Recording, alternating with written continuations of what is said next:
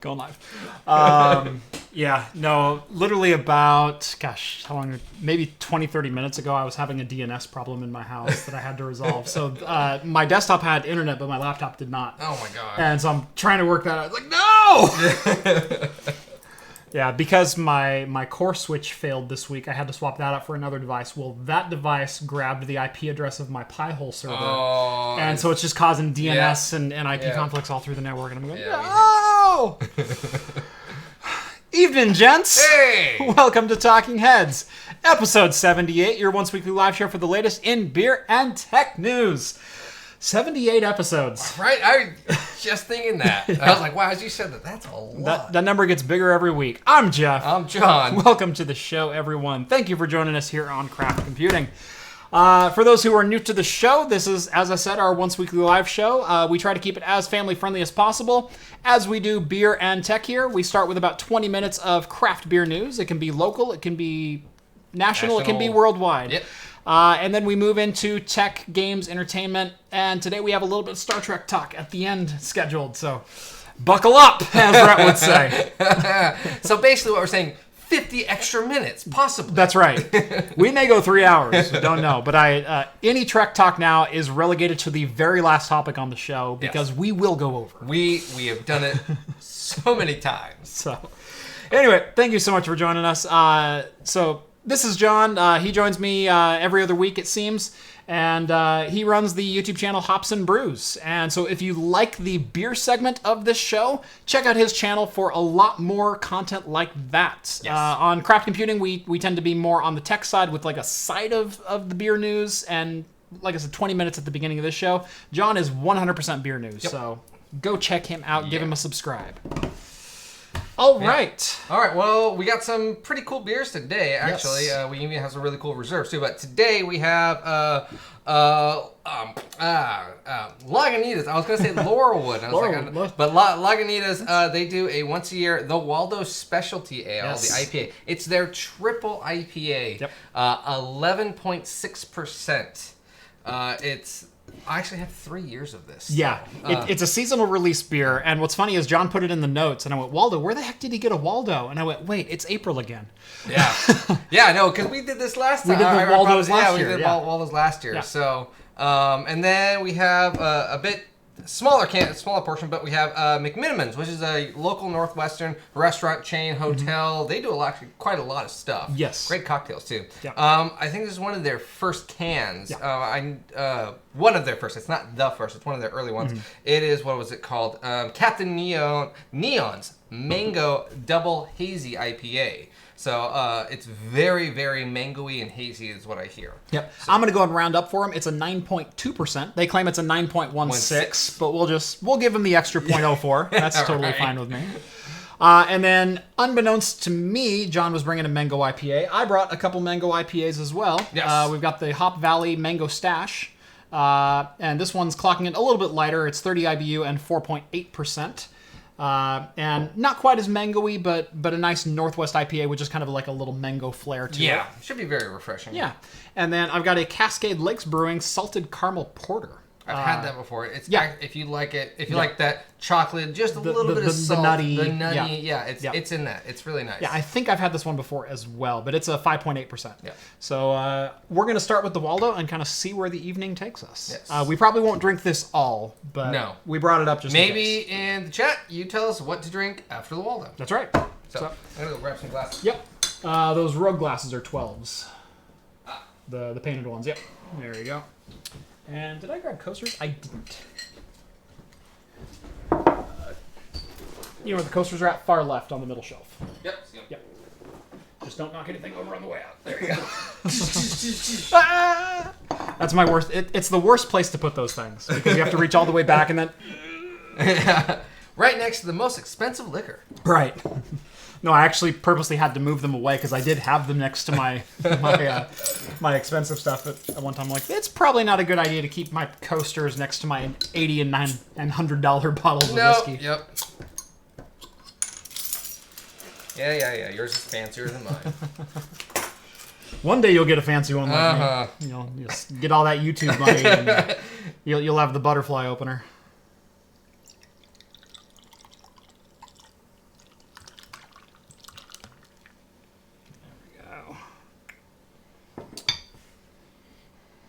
it's actually got a nice aroma. Yeah. I think last year's we had quite a bit of sediment.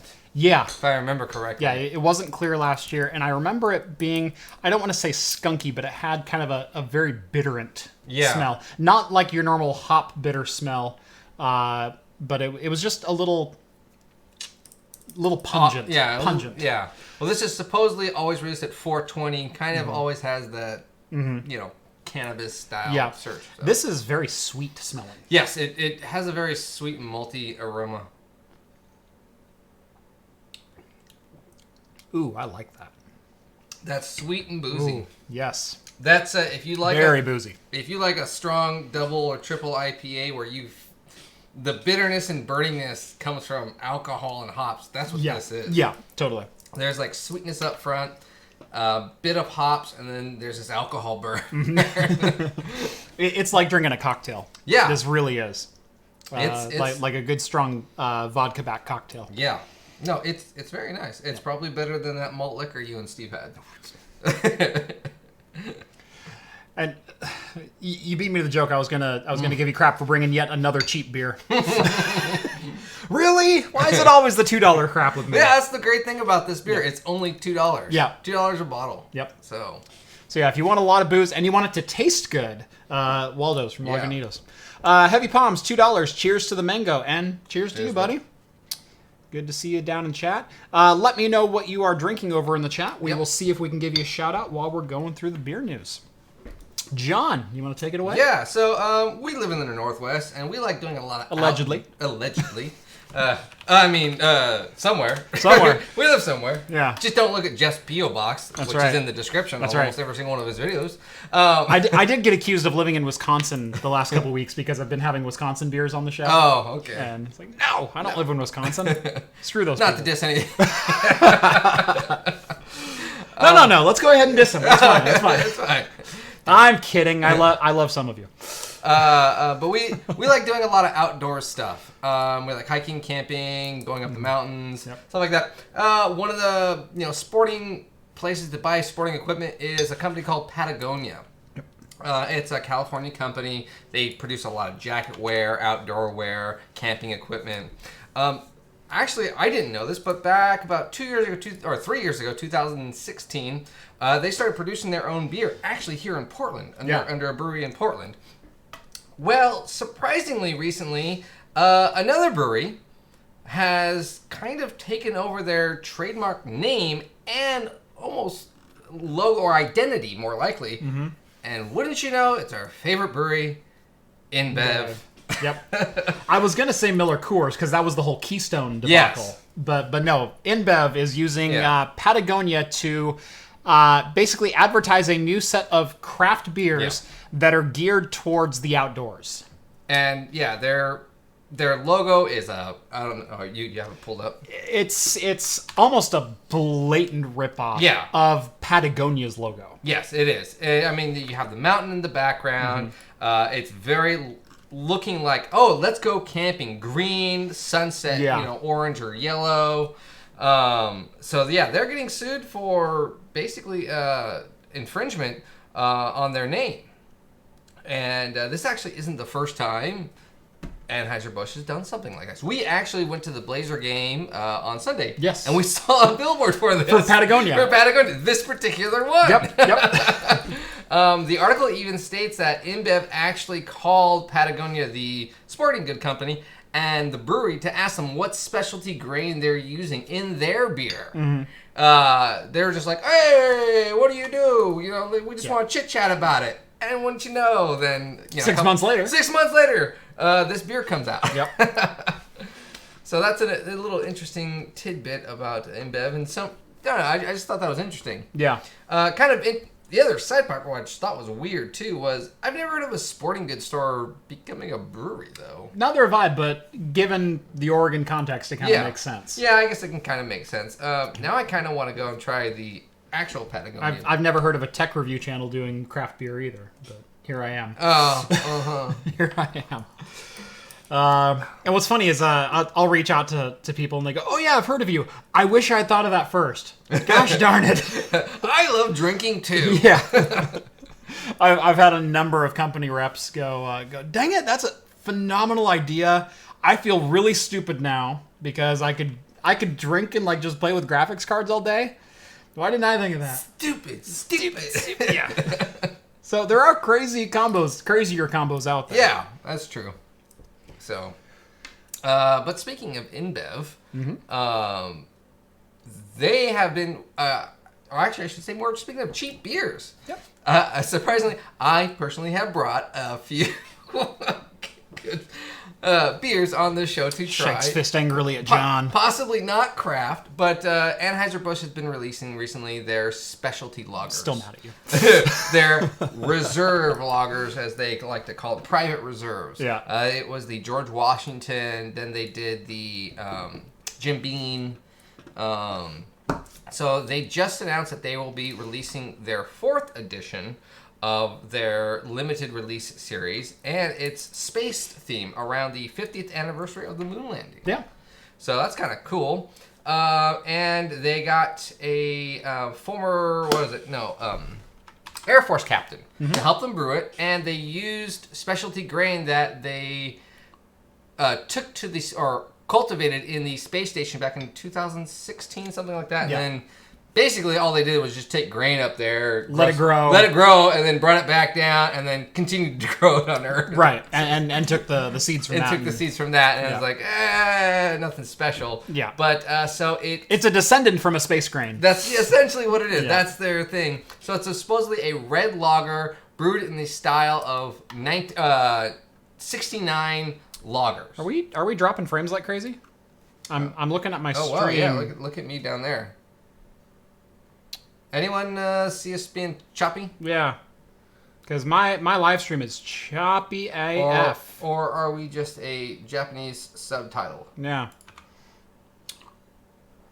I'm gonna refresh the page real quick. That was interesting. Are we? Yep, the frame dropped. What the crap? Yeah, a little bit. Yeah, I'm getting like 2 FPS over here. Yeah, I mean... Chop suey, choppy AF. Yeah, dropping everything. Is the audio choppy too? I'm only on YouTube today. No Twitch? No Twitch. Until YouTube can get fixed their studio beta and live streaming and setup and everything. I've been trying to go through Restream and then rebroadcast and simulcast essentially. It doesn't work with YouTube's new studio beta. It doesn't broadcast to the right location. So YouTube Studio Beta always seems like once a week. We changed it again. We changed it again. Yeah. Now they're saying no audio. Something's funky. This is what you Stand get by for saying everything's going to work out. I know. I jinxed the whole damn show before we started.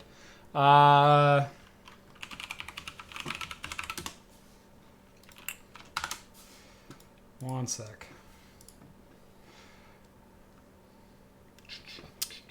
And yeah, Michael sent a super chat. Thanks for There we go. Thanks for the super chat. I did see you.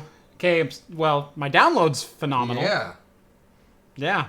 That's better than I've seen in a long time. 750 stable on the download. So here's what matters. Yeah. Uploads 30. Plenty. It's not even sending. So what the crap is going on?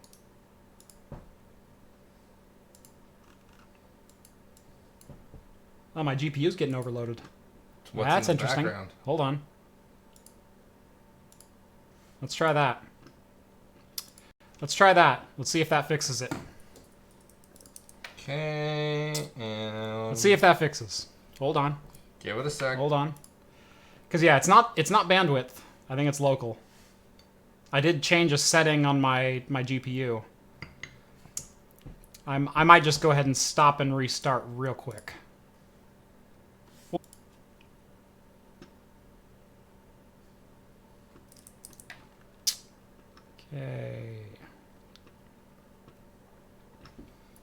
Okay, we should be streaming again. Supposedly. I've got a green light. This 78.5. Stream is offline. What the crap?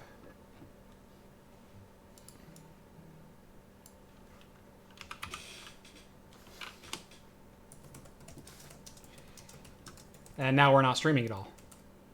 What? Start again.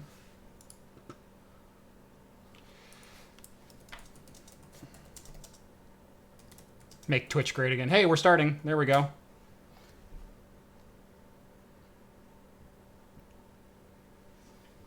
Okay, hey, we're up.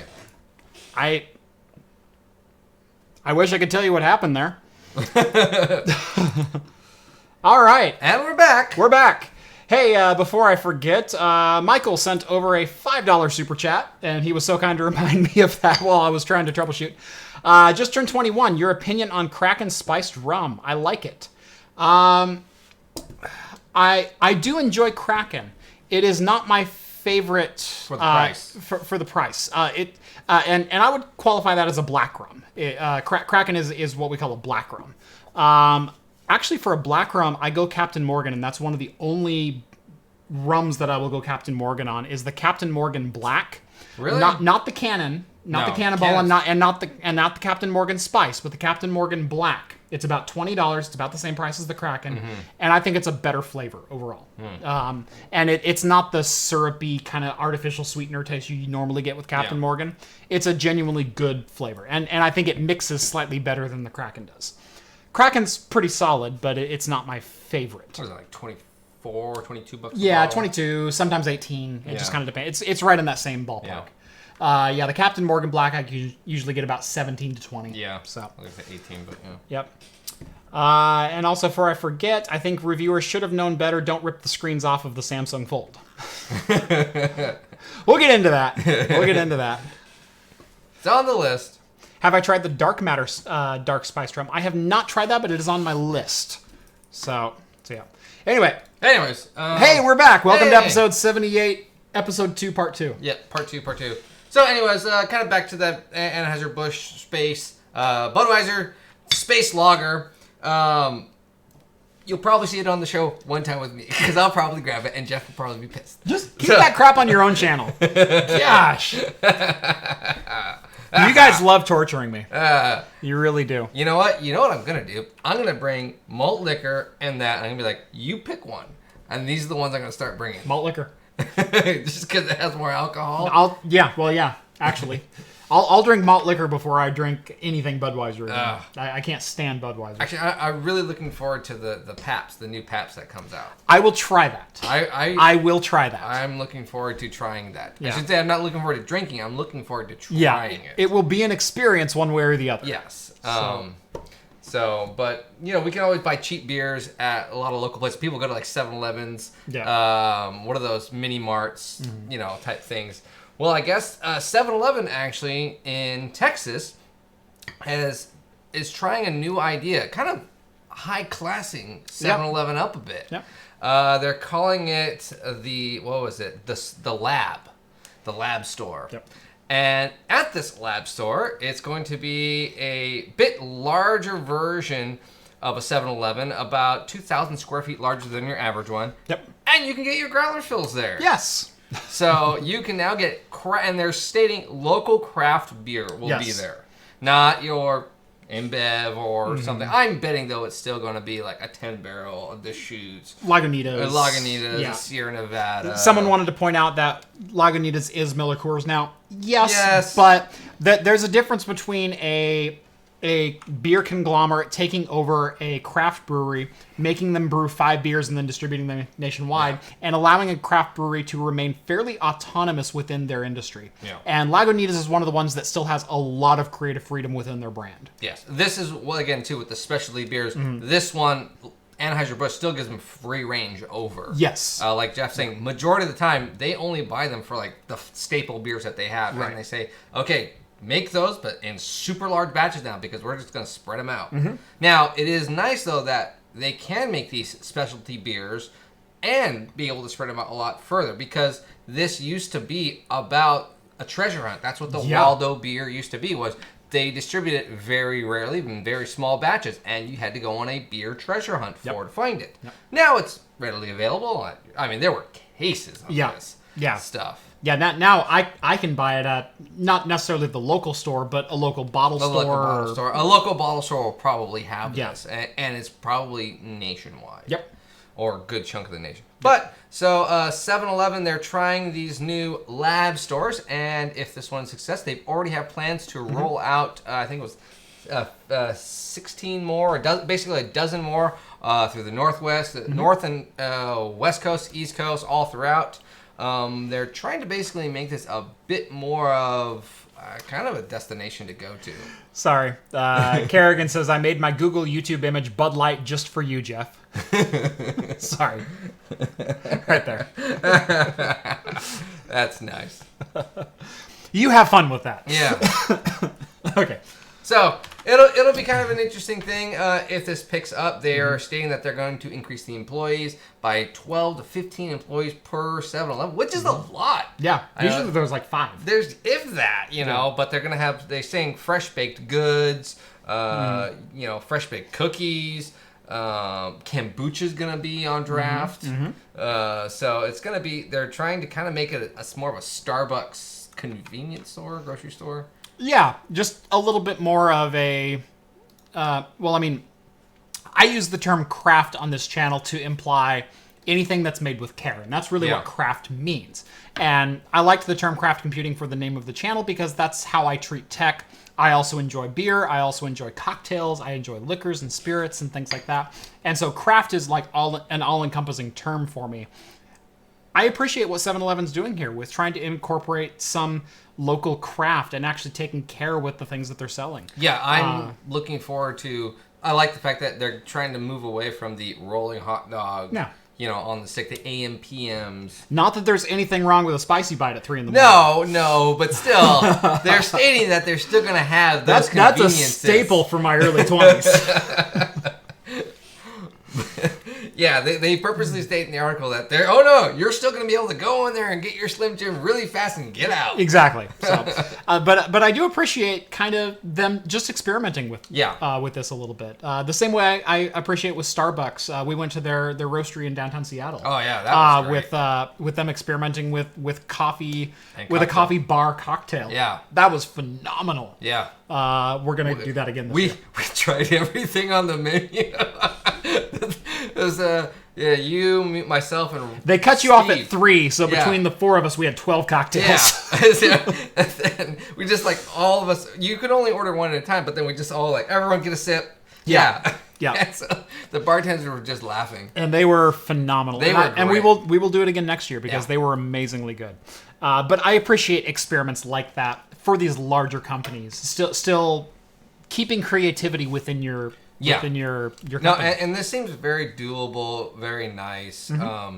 I really hope they do move one to the Northwest, like Portland area. Yes. Portland could actually really use one, something like that. Absolutely. And you could see it being a very good destination because a lot of the stuff that they're stating is a Portland or Seattle. You know, it'll probably hit one of my favorite cocktail bars is going to get sidetracked just momentarily, but one of my favorite cocktail bars locally is in downtown Salem. During the day, they're a coffee shop and Archive. Yeah. And at night, they're a full-fledged bar, and they're probably the best cocktail bar around because they're classically trained. They know what the cocktails are. You can order anything you want, and they do it perfectly every time. I mean, all of their ingredients, they do all of their own infused stuff. Yes. It's none of that pre-mix. I go to the store and just spray. No, they pre-mix. You can see all the mason jars in the background like, oh no, we can't do that because it's still steeping. I'm sorry. Right. We're out. It's being made fresh. Yep. We only serve fresh ingredients. Yep. The other cool thing about that place, they actually have their own speakeasy downstairs. Yeah, downstairs. That's amazing. It's amazing. Like I took Rhett there for his first time. It's only open. Actually, they randomly open it up,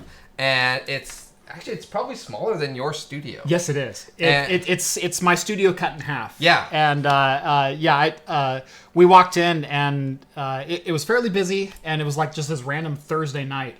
Me and Rhett. And they said, did you want to sit at the bar? Did you want to go down to the speakeasy? I went, if it's open, yes. Yeah. And Rhett goes, they have a speakeasy? And so we went down there, and we had a rosemary smoked old fashioned. Yeah. And so good. Yeah. So good. Those guys are awesome. Yeah, you can go down there. They have like really expensive rare beers there. That's like $24 to open it up. Yeah, they have 3 taps downstairs, and it's usually about $15 a pour. Yeah. And then they also do rare bottle openings down there, and it's literally my favorite place to go in Salem. So if you're around Archive, right in downtown Salem on State Street, absolutely recommend. Good coffee too. They roast their own coffee. Fantastic at 10 in the morning as well. So anyway, like I said, slightly sidetracked, but like I said, but we don't live in the Northwest. Yeah. Not at all. Nowhere near Salem. Coffee, spirits, and craft beer. What are you talking about? Nowhere near a bar I just mentioned in the town, and I can Google where it's at. We don't live there or ever visit there. Certainly can't walk there. Never. You'll never see us there Thursday nights. Which, by the way, still good. Yeah. Okay, we're good. All right. Moving into tech news. Kind of some interesting news in the world of tech this week. We'll kind of start out with Intel doing kind of a quiet announcement because this isn't going to be a big story for the consumer base. But this is an interesting line of chips that they're putting out, and it's more fully fledged than previous chips in this lineup. So what I'm talking about is their T-Series chips. So these are going to be desktop CPUs in the 9000 series. So they're 9th gen. Yeah. Right. 6th gen plus. Plus. They're 9th gen CPUs, and they're mirroring the product stack at a 9900T, a 9700T, i5 9400T, 9300, 9100, and then the Pentium series and the 5600, 5420, and the 4930. Those are all SKUs we already know. Yep. And then there's the K-series CPUs, which are the overclocked versions. There's the F-series SKUs, which are the non-integrated graphics versions. Now this is the T-series SKUs. What these are is a series of processors that are super low power draw. So they're the same core counts, same thread counts of their like-named brethren. So the 9900T i9 at the very top is still an 8-core, 16-thread processor at a base frequency of only 2.1 gigahertz, but a TDP of 35 watts. Yeah, I mean, that's cool. Yeah. Literally. Yeah. So what these are is most of Intel's mobile chips are either 10 watt, 15 watt, or 25 watt. Yeah. What this is kind of an overbaked version of their mobile SKUs. But they're for the desktop socket. You can put them into any standard desktop. These are going to be aimed more towards embedded solutions, industry-based things where you need high performance, high thread count, but super low power, low heat, low power, low noise. So think point of sale systems, bank tellers, POSs. Point of sale. See, you can think of these as controllers for CAD systems and CNC and things like that. Hardware. Workstations for actually getting work done that are like on a shop floor, or something like that. More embedded solutions. The pricing is kind of interesting because it's coming in roughly on par with the desktop SKUs, and that's kind of what I'm disappointed about with these. Yeah, there's interesting aspects about that too, but even the article stated, what I found the most interesting thing about the article was that it was stating that yes, a lot of processors will tell you, oh, here's the wattage, but that's the dedicated wattage. But then when you start using it or clocking it, that seems to spike or lower. Right. So they're curious of actually how much power this truly Right, will take. because all of these SKUs are rated at 35 watt. Yeah. And there ain't no way in the world that the G4930T is going to draw the same amount of power as the 9900T. There doesn't even make sense. Right, a Pentium series SKU, be it at 3 gigahertz or not, is not going to compete with an 8-core, 16-thread, 2.1 gigahertz SKU. Yeah. They're not on the same plane. So maybe that ends up being a 20-watt SKU on the bottom end, and the 9900T draws 47 watts. Yeah. For example, maybe it has the thermal load of a 35-watt CPU. Maybe they're distributing it better, or it has better dissipation, or better dissipation on an Intel SKU. But maybe there's something where they're just classifying this as a 35 TDP and kind of leaving it at that, and it's going to be within the margin of error. Yeah, who knows? Well, and also they don't even release any turbo frequencies, which most of the time Intel usually does, from my understanding. Which that was kind of interesting too. But the price points also for the top 2 tier, the i9 and the i7, were quite large comparison. I mean, they are pretty much like $480, $490, close to $500. Yeah, for the i9. Yeah, well, it's going to be over $500 because that's 455 pounds. Yeah, which which is going to be about 525, 550, somewhere in that range. So 335 is going to be roughly $400. So, and then the rest of them don't have prices. But those are exactly on par or even slightly higher than the standard model. The standard 125 watt chips that are out. Yeah, or 95 watt. Excuse me. So these probably aren't meant for you. This isn't a press release or a new gaming chip or anything like that. But it's interesting to see Intel come out with basically a cut down version of a 9900 and price it identically to a 9900K. Yeah. Those aren't the same product. They should not be in the same product stack. You can have similar products, but this to me is a $300 CPU at best. Yeah, no, yeah, and I can't get past the whole like wattage point. The fact that you're saying the G493 is basically the exact same wattage, and there's no way a 2-core, 2-thread is the same as an 8 and a 16. There's just no way. And maybe it's that 2-core. That's the overclocked version. You know, oh yeah, when you overclock it, then it runs at 35. Yep. Super chat, the D. My employer tried to give my boss's Galaxy S8 Plus as a new company cell phone. I folded its screen, but now I'm stuck with a Galaxy 4 again. Galaxy 4 minus? Yeah. Galaxy 8 1/2. Yeah. Square root of Galaxy 8. There we go. Well, you know what, though? That Galaxy screen probably still works the exact same way. That's right. That's right. We'll get into that later. Yep. It's coming up very soon, I think. We got a couple. Yeah, couple. Now one more. We got one more. AMD is expected to announce a new CPU very, very shortly. So this story was kind of leaked and then retracted and then updated because I had to actually go back and find a new version of the article that I had found because they had pulled the original down. I'm not sure what changed between then and now. This does look different. Yeah. The old link didn't work anymore. Oh, that I had posted. 4 o'clock today. I know. I went to click on it to read it again, and I went, "Where's the link at? We have a news story here. What the crap?" Yeah. So anyway, AMD is expected to announce a new CPU very soon, and it might sound a little bit familiar, and that's because Intel did the same thing last year with their i7 8086K. Yep. That was it the 40th anniversary of the 8086? It was the 40th anniversary. Yes. 40th anniversary of the 8086 processor. It was the first processor to retail at 5 gigahertz. Yes. So it had a retail turbo of 5 gigahertz, and that was only a 1-core turbo, max overall turbo of 4.8 or 4.7 or something like that. I don't remember what. But they were limited quantity CPU, although everyone seems to be able to get them no problem. Yeah. They gave away 8,086 versions of the CPU to lucky winners. And basically what they were was a higher binned version of the 8700K. But if you bought this, you're going to be a little bit ticked off because it was like $70 more than the 8700K, and then they came out with the 9900K, which was an 8-core CPU. That better. clocks just as fast. Yeah. So, yeah. Neither here nor there. Well, the best part of the Intel release was AMD.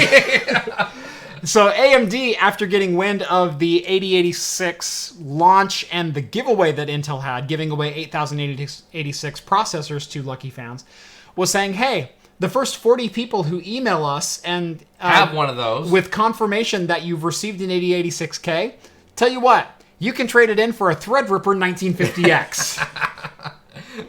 We'll trade you straight up. We'll trade you straight up. Yep. I thought that was phenomenal marketing on AMD's part, and I believe all 40 people took them up on it. I think so too. Yeah. Well, the box was pretty cool on Intel. They had that cube. No, that's the i9. That's the 9900K. Oh, was it? Yeah, Okay. no, the Even better 8086. then. The 8086 looked like their standard retail box. It looked like this. That's super lame then. Yeah. That's the box the 8086K came in. That's super lame. Yeah. So, but AMD versus. Yeah. This is what a Threadripper comes in. Yeah. Well, they had the cool like Rubik's Cube, or not Rubik's Cube, but what are those 18-side die?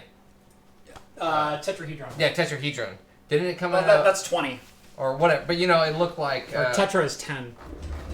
Anyway, I don't remember. know what I'm trying to say. I don't remember. But it was a really cool shaped box. Yeah. That's the 9900K. Yeah. Anyway, AMD is set to release a 50th anniversary version of the 2700X. Now, this is going to be commemorating the 50th anniversary of AMD themselves. Yeah. So not necessarily with Intel, where it was commemorating the anniversary of the 8086 processor. This is the anniversary of AMD, the company. Not a lot is known yet about this CPU. We do know it's going to come at about a $50 to $70 premium over the standard 2700X. Yeah. So the standard 2700X comes in at $270 to $290 street price. We do know the street price of the 2700X anniversary is going to be about $340. It does come with the Wraith Prism cooler, which you can see right there. So it is the highest end cooler that AMD includes stock. Very nice looking cooler. Which is still far and away better than anything Intel makes. I was actually going through my old Intel stock CPUs recently. Yeah. Someone asked if I had some, and I'm like, how many do you want? Yeah. Literally chips. Right. Yeah. Here you want to buy a CPU. Yeah. So Intel used to ship CPU coolers that were about this thick, that had copper on the bottom, that didn't necessarily have heat pipes in them, but they were beefy and heavy, like half pound of aluminum and copper and a good solid quality fan. And then they went a little bit skinnier, and then a little bit skinnier, and then they got rid of the copper die on the bottom of it, so now it's just a direct aluminum contact. Yeah. And that's what's supposed to keep your 9900K cool. What? Yeah. Well, for Intel's sake, they no longer include stock fans with anything in the K series. It's you have to go and buy your own. Right, but if you buy an i5-8400 6-core or a 9600, you get this really cheap thin fan with a very thin aluminum that will thermal throttle like that. I was about to say, like, you're lucky if you even get paste with that.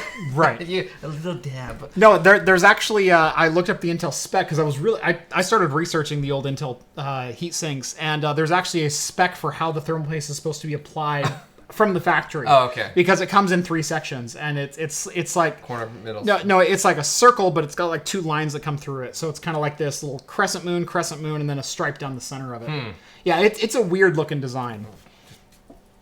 Yeah. That's all. Yeah.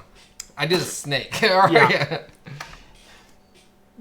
Don't lie, you draw other things. Yeah, I do. Yeah. I know what you draw. I make it so it spits out. Yeah. When I squish it really hard, Jeff. Family friendly, my bad. It's a family show. It's a family show. Yeah. Although, so this is really cool. The $50 price one, it's probably actually really just to accent the amount of the cooler, in my opinion. And it could be. It could be. It totally could be. It could be a really nice anniversary box. Yeah. It could be a number of different things. I really hope, though, if Intel has learned anything from competing with AMD, is to do something against this. Is to counter it. Is to counter it Yep. the exact same way AMD with them. I mean, that would be hilarious. It would be the best. Yeah. Well, we don't know if Intel or if AMD is going to do any kind of sweepstakes or giveaway or anything like that. Doesn't matter. Still. It would be very interesting to find out, though, hey, the first 50 people who email us with confirmation that they've purchased an Anniversary 2700X, we'll give you a 9900K and a motherboard or something. Something like that, yeah. Or even our specialty cooler. Right, to kind of one-up AMD, Yeah. because AMD's marketing has been on fire as of late. I mean, go ahead and steal their marketing style just for this, and you will get a great thumbs up from the community. Yeah, absolutely. I love a good company battle, even if it's not in the product stack itself. I love companies taking jabs at each other. Yeah. And one of my favorite things to happen in the last couple of years has been AMD marketing. It's been the Xeon was big, so was Cole. Yeah, exactly. Oh yeah, that was fantastic. They did that with their Epic servers. Yeah. Yeah, that was fantastic. They had giant signs for their Epic servers advertising that. And then the 1950X giveaway in response to the 8086 giveaway. I think those are just fantastic moments in corporate back and forth. No, yeah. Whoever they got to, whatever team they hired to do their marketing, they got their money's worth. Do you have a dick butt thermal paste wax stamp for your cooler applications? I do now. Yeah. Gonna 3D print a mold. I'm gonna 3D print a mold. More hair. Yeah. There's no way to animate that. It's not the one that's running around. Yeah. That's my favorite one. All right, remember. No. That's too straight. Curves to the... Yeah, my favorite one is the animated GIF where he's running around in circles. Yeah. That's my favorite. I chuckle every time. All right. Samsung Bendgate? Can we call it that? Bengay? Bengate? Bengate? Bengate. So the Samsung Galaxy Fold. There has been a lot of hype coming towards this phone. I'm almost to the done. bottom. You wanna? Let's see if we can polish this off real quick, and then we'll get into into this story. Yeah. Oh, I can polish it. That's fine, Jeff. Mine's gonna be a 2-gulper. Hold on. Question is, what are we doing next? We can do a quick one of. Do you want to do the mango comparison, or we could go back and forth? Mango. Or do you want to do a light mango first? Ooh. To kind of, come down off of this heavy one. That actually might be a better idea. Something. Come off an 11% with a 5%, and then go back to a 9. Exactly. That's like 11 to 9. I mean, that's pretty. I mean, even though it is only baby steps. Yeah, baby steps. It is only 8 ounces, but still 9% of an 8 ounce is basically the equivalent of a whole entire 5% beer. Yeah, exactly. It's one of these. Yeah. So, yeah, no, a couple lighter 12 ounces might not be a bad idea. I think we could probably just get away with the glassware. We probably can. They're both IPAs. Yeah. So. Strovia. I will say that Waldo did not get worse as the bottle went on. It actually was very nice. I was way more pleasantly surprised than last year. Yes. I remember last year we had floaties. It was, like you said, skunky almost. Mm-hmm. I don't want to call it skunky because that's really negative. No. But it was had off-putting. It had a pungent off-putting aroma to it. Yes. Where it's like 4 ounces, I'm like, okay, I'm enjoying this. By 8 ounces, I'm going, ooh, I just want this to be over. Yes. And this one, not that way at all. This was a solid, it was a very thick, oily, clean IPA, but very, very good. Yeah, and actually, the very beginning, we were saying that it had, or at least I said that it had a bit of a hotness, a bitterness to it. As it warmed up, it really smoothed out. It really mellowed out. It mellowed out. It still has that alcohol bite at the backside, but it's a very pleasant bite. Yes. It's not like a mouthful of Red Hots. Very well blended. Yeah. It was very well blended. Yeah. No, highly recommend it. If you can pick up a bottle of this. Yeah. I think it was... In Oregon, they can do single bottle sales. If you can find a 6-pack, though, they do sell it in 6-packs. It's probably only going to be about $11. So you're $1 per ABV. Yeah. $1 per ABV is really what you're paying. Yeah. And you get 6 of them. I mean, a 12 ounce, that's amazing. Yeah.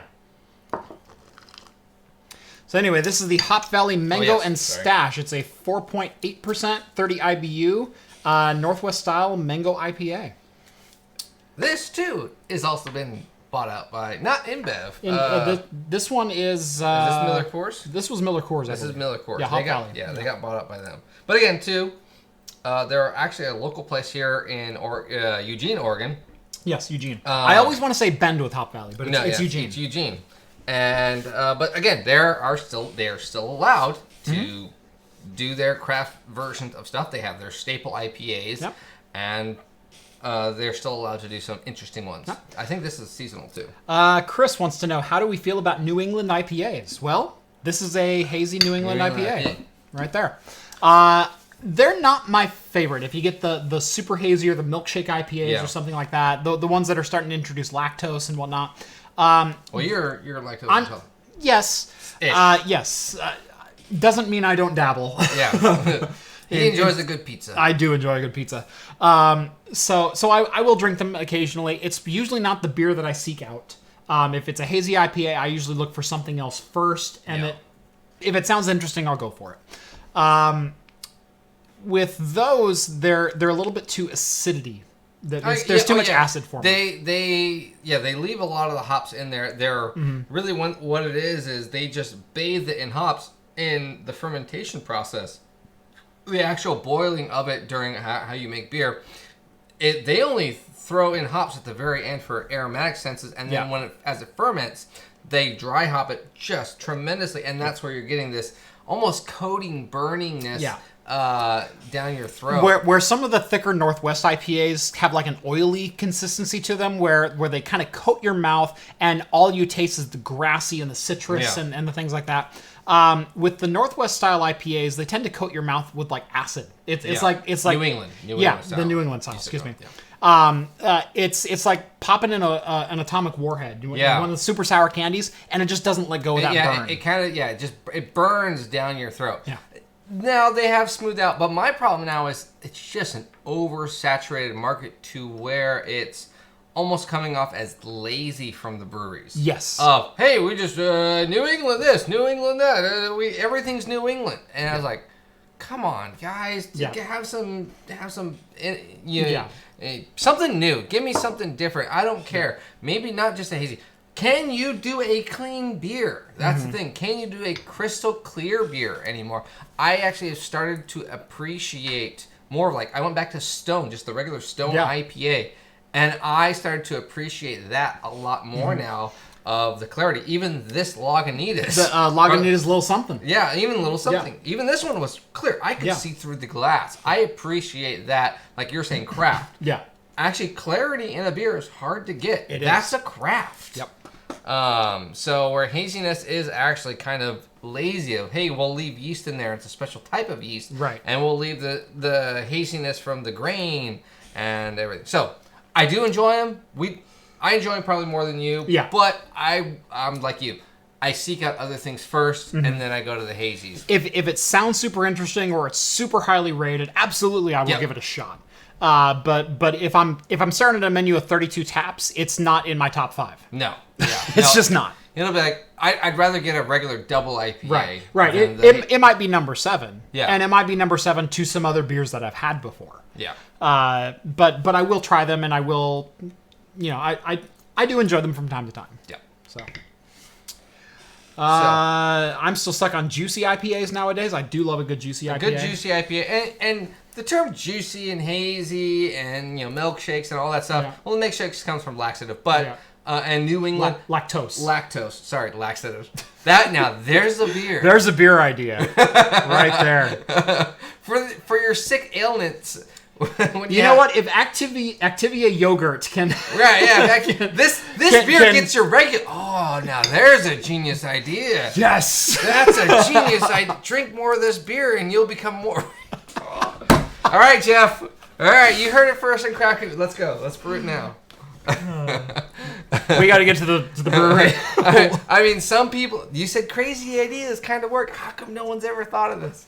A healthy living... Yeah, healthy living, healthy digestive system beer. It's not a bad idea. It's not, right? If you can make that work, like a 6-pack.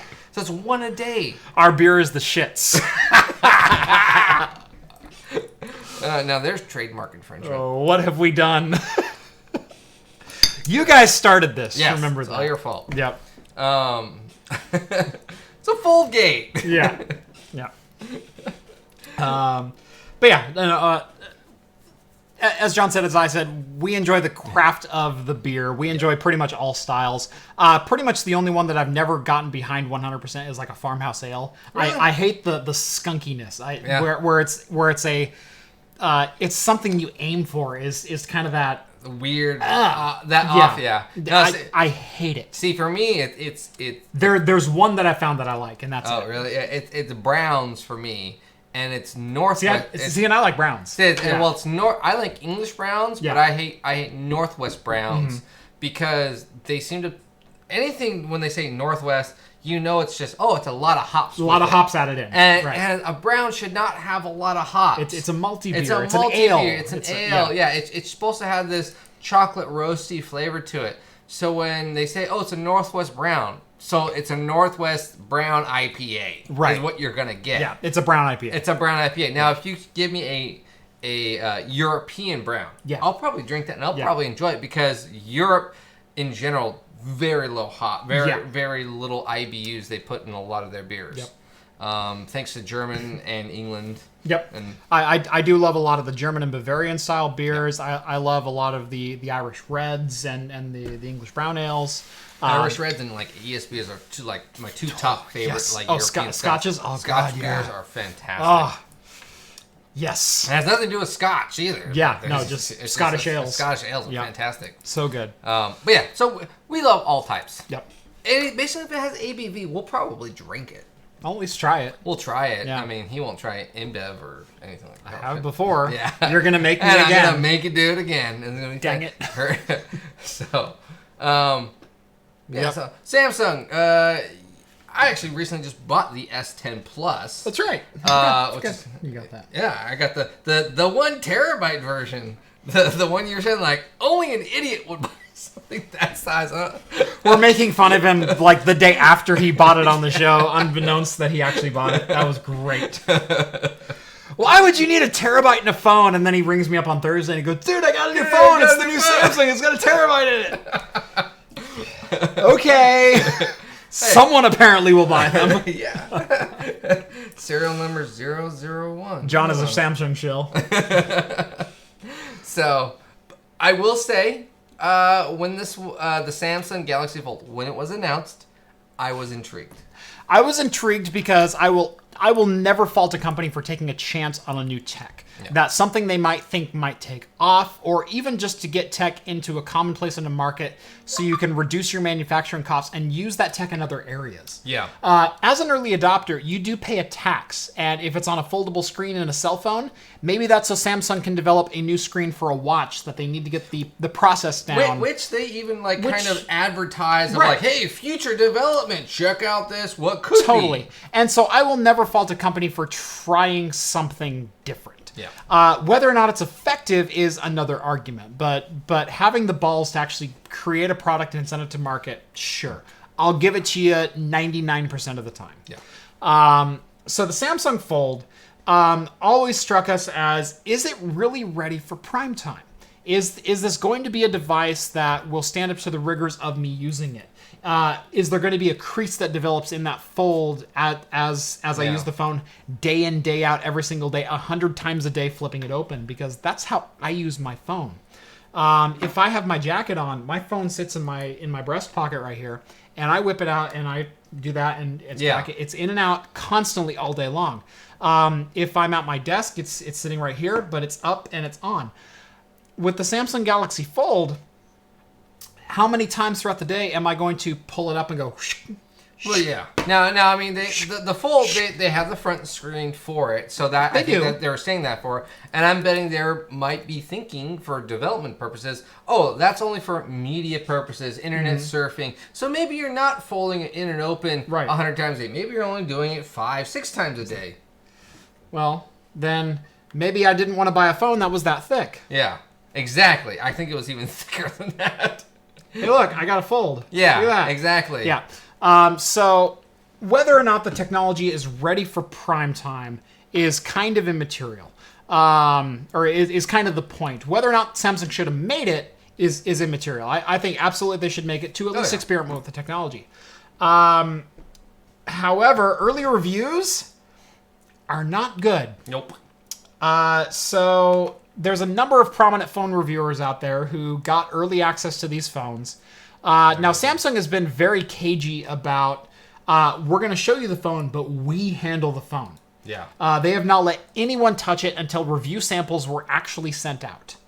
And then lo and behold, 2 days after these review samples hit the wild and people are using them every day and starting to write the reviews, we're hearing a litany of either failures of the device, either I've just been using it normally and I'm opening and closing it, and now half the screen doesn't work. Yeah. This one from Marquise Brownlee is very interesting to say the least. So apparently on the phone, there's a super thin membrane that if you look at it, it looks like a protective cover. It looks like a cover that you'd go, oh, I'm going to peel that away. I left the plastic on my phone. I'm going to just grab that real quick. Well, when you do that and you start peeling it and it starts coming up, you go, okay, it's coming. And all of a sudden you broke your screen because it delaminates the entire screen. Yeah. So apparently that super thin plastic-like membrane was kind of an integral part of the function of the screen. And it looks like that when you take it off, and it looks like that when it's still on the phone. Yeah. And your phone no worky no more if you do that. And apparently it's super easy to like catch on clothing as you're like putting it into your pocket. Yes, they're saying right at the crease, basically, there's kind of a little air gap. There's a little air gap with a little bit of a plastic bridge. And stuff gets into it, essentially. And that's where people were complaining. Oh, it looked, and they're saying the left hand or right hand corner, it almost like looks like there is a tab to pull away. Right. Not essentially not a cover where it should be seamless. Right. It almost looked like there was a tab to pull. And so a lot of people, this wasn't the first person to do that, as mentioned in the comments. Yeah. But yeah, so essentially, and I guess they were saying Samsung then stated, don't take that off because you're now voiding the warranty. Right. And well, it's not you're voiding the warranty. It's a part of the screen. Yeah, it's part of the screen. And you're voiding it, essentially, and you need it on there.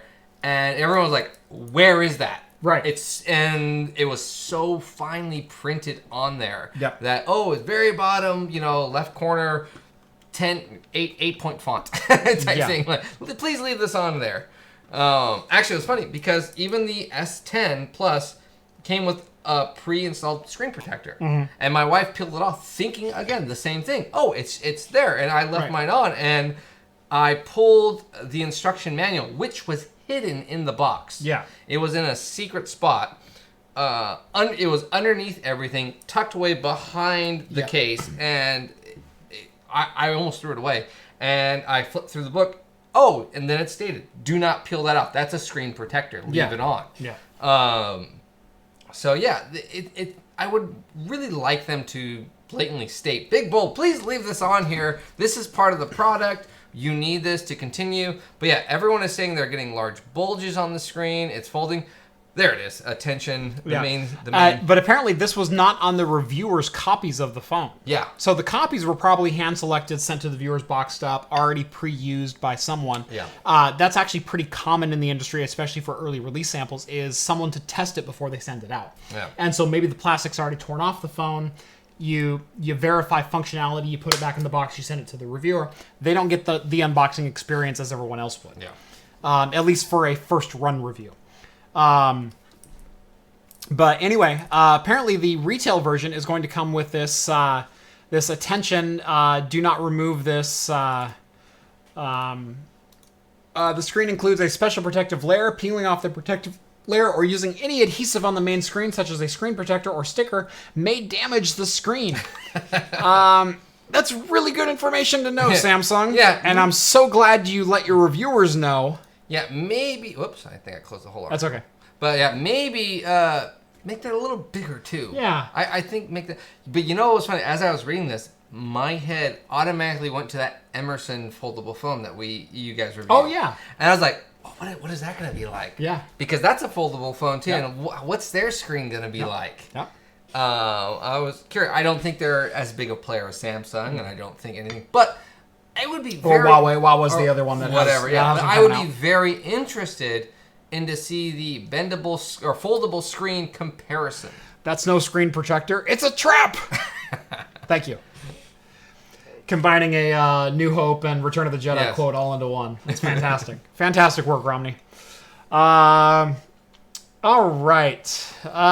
Did you see how the actor... Sorry, kind of off topic, but the actor who played General Akbar totally dissed the last Star Wars.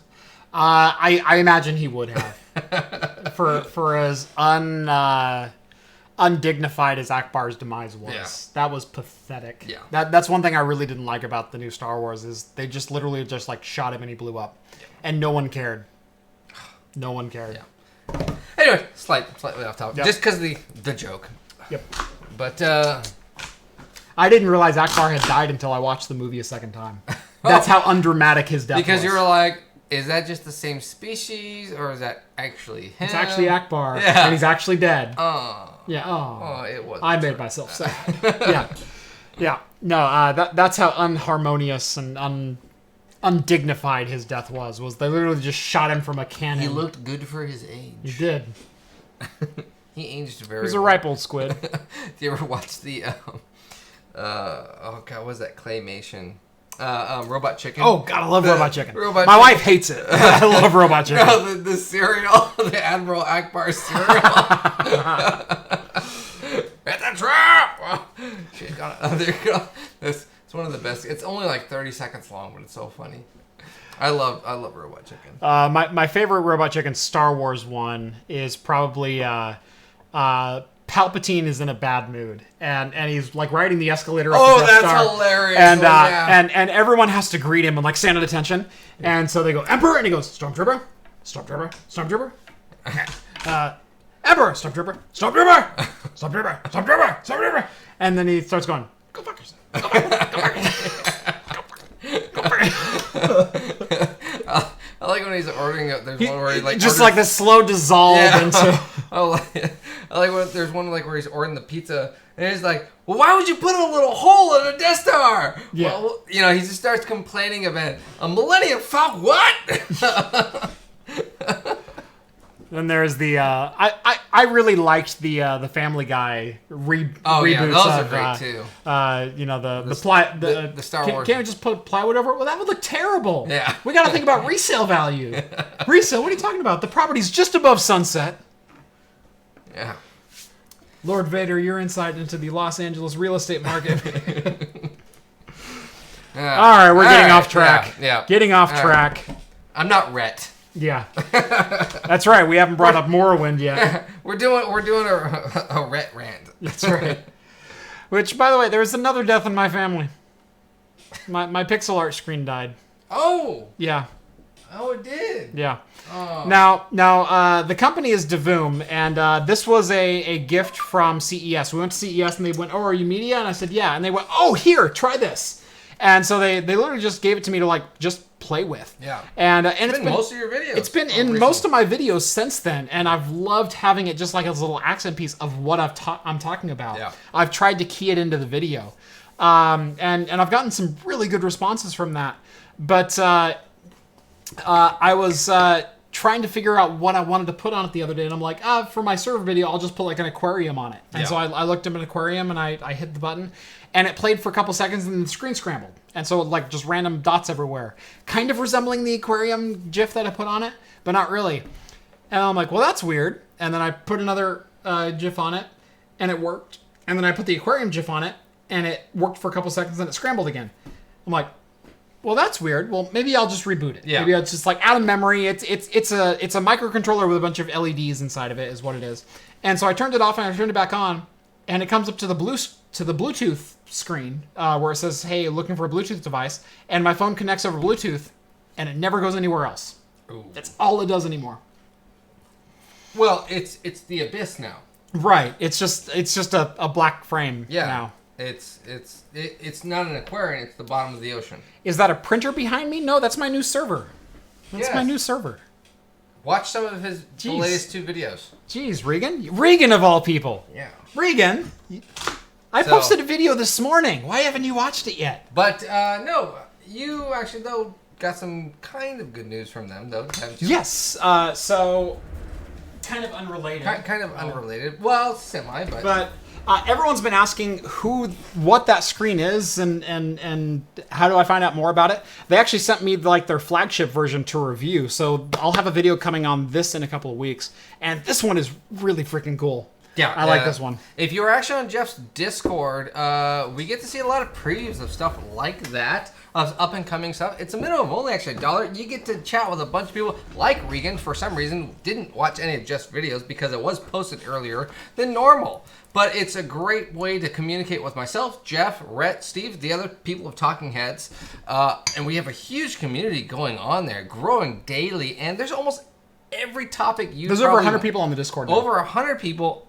Always, almost all the time, someone's always on. Yep. And we're up to what, like 12 different channels now? Or 12 different channels, and only 2 of them are tech related. Yeah. So we have a buy sell page. We have a deal of the day page. We've got we talk cars. We talk TV and movies. There's a gaming channel. There's music. There's music. I muted the music channel. That's okay. That's fine. Yep. It's fine. I muted the Craft Computing channel. Yeah, I know you did. I don't follow Hops and Brews on Twitter. That's fine. No, I wouldn't either. Or Instagram. Yeah, I get that. They're straighter now. That's right. But join Jeff's Discord. There's a great community, and all the money actually that minimum of $1. If you'd like to donate more, you can donate more. Yep. But all the proceeds do go back into funding the show. 100% of it actually does go back into funding the show. It's not us drinking beer. No, it's the camera lenses, the microphones. Some of it buys beer. Some of it buys beer. Very little bit, but most of it is the stuff you see behind Jeff. Right. It's production equipment. It's lighting. It's things that I need to do the reviews and builds that you guys like to see. The good content. Yep. So come in, join it, and you get great content inside of there. Again, you get to see my videos too, as well, at Hops and Brews. More than the beer stuff. I allow John to post videos on the Discord. So. Anyway, links down in the video description. Yep. So, Fiber, Google Fiber. We talked about this a couple weeks ago, I think, of Google Fiber pulling out of Louisville. Yeah. So Google Fiber, for all they were good for bringing competition to local monopolies as far as broadband internet goes, and bringing gig to the home in fiber, their Louisville project did not go so well. Yeah, really kind of got botched. Right. So in a money-saving endeavor, there's something called micro-trenching that you can do for fiber, and it is a certified way to run fiber in areas. Logically, it sounds good. Right. Is basically cutting a 6-inch deep trench and then running conduit and then running fiber inside of that. Well, Google decided to save even more money and do a 2-inch trench and then fill it in with epoxy. Yeah. And the concept was we're gonna cut a 2-inch deep trench that's only about 1.5 inches wide. We're going to lay conduit down. We're going to run fiber inside of that. And then we'll just put some rubber over it. Right. We'll put some epoxy and some rubber over it, just like you would a road patch, and everything will be fine. So we don't have to dig very deep. We don't have to get any permits. We're in and out really quick. We're not disturbing a lot of communities. Exactly. Whereas in my neighborhood, they're putting in fiber right now, and I've had boring machines in my neighborhood for the last 3 weeks, just cutting trenches under things, and my whole street right now looks like I left a set of sidewalk chalk out for the neighborhood kids to use because it is all chalked up and spray painted everywhere. I know. I was just like, what's going on here, Jeff? You giving your kids graffiti lessons? No, there's about 30 lines on my driveway alone for underground lines. Anyway, so Google decided to do nano trenching, so a 2-inch deep by 1.5 inch wide trench with conduit and run their fiber in that. Yeah. And it worked for a couple years. Yeah. Until they started having breakage. The problem was the epoxy they used was coming up. So cars running over the epoxy were ripping it up with their tires. And actually, if you scroll down one off that picture, what did you do? I just blew the you picture. Hit my bookmark bar. There was another picture where it was ripped up. I thought I had the picture. No. What are you doing? Nothing. Gosh. I'm going to your Never mind. Anyway, so there's a picture. Anyway, so the cars were driving over the epoxy, and they were actually tearing the epoxy up, and the fiber was coming with it. or it was exposing the fiber, or it was doing all kinds of weird things to it. And so they were getting a ton of breaks in the line. It's going to be a great sequence here in just a second. I know. As you're like bouncing back and forth. Well, I thought when I heard you click, I thought you took it off the screen. Yeah. So I was like, oh, I can go look for that picture now. Right. No, never mind. Anyway, there's like one picture where like the epoxy has like come out of the ground and there's fiber laying splayed out on top of it. So basically, because they didn't trench deep enough, the fiber is breaking on the street level. And at this point, because of the damage that's been laid, it is too expensive to repair. They're looking at a complete rip and replace and retrenching everything at a cost of tens of millions of dollars to cover all of Louisville. So instead, Google is just shutting down. They're shutting down backing May, out. I believe. They're backing out of Louisville, but they're not getting out of this scot-free because they went through and they trenched pretty much every single road in the city of Louisville. They're now on the hook for an additional $3.7 million to repave the streets in Louisville because they cut them all up. Yeah. Because all of them look like that now. So there's 3 or 4 different regions of Louisville that look like this right now. They ran some aerial, they ran some deeper trench, and then all the areas that they tried to nano trench look like this. This is essentially what nano trenching looks like. Right. Well, no, the nano trench should be a smooth, flat, black. After the degrading. This is after it got torn up. Yeah. By the cars driving on top. So yeah, Google is going to pay nearly $4 million to the city of Louisville to repave and re-engineer all of their streets. Yeah, and they said they're actually, but it's still cheaper than redoing everything Right, for Louisville. Correct. And unfortunately, though, they trenched a lot of Louisville, but only a very small portion of the city actually ever got working fiber. Yeah. Which was kind of hilarious. Did this change? Yeah. Oh, there it is. Yeah. There's very small sections that actually got it. Yeah. No, those are the sections that are damaged. Oh, okay. So those, I thought those were the sections. All of Louisville was covered, and then those are the sections that were damaged by the trenching. Oh, okay. From my understanding, I thought it was dug, and then these were the areas that were active. So Google is paying up to $4 million to basically repave all of those streets that are within those sections right there on that map. Okay.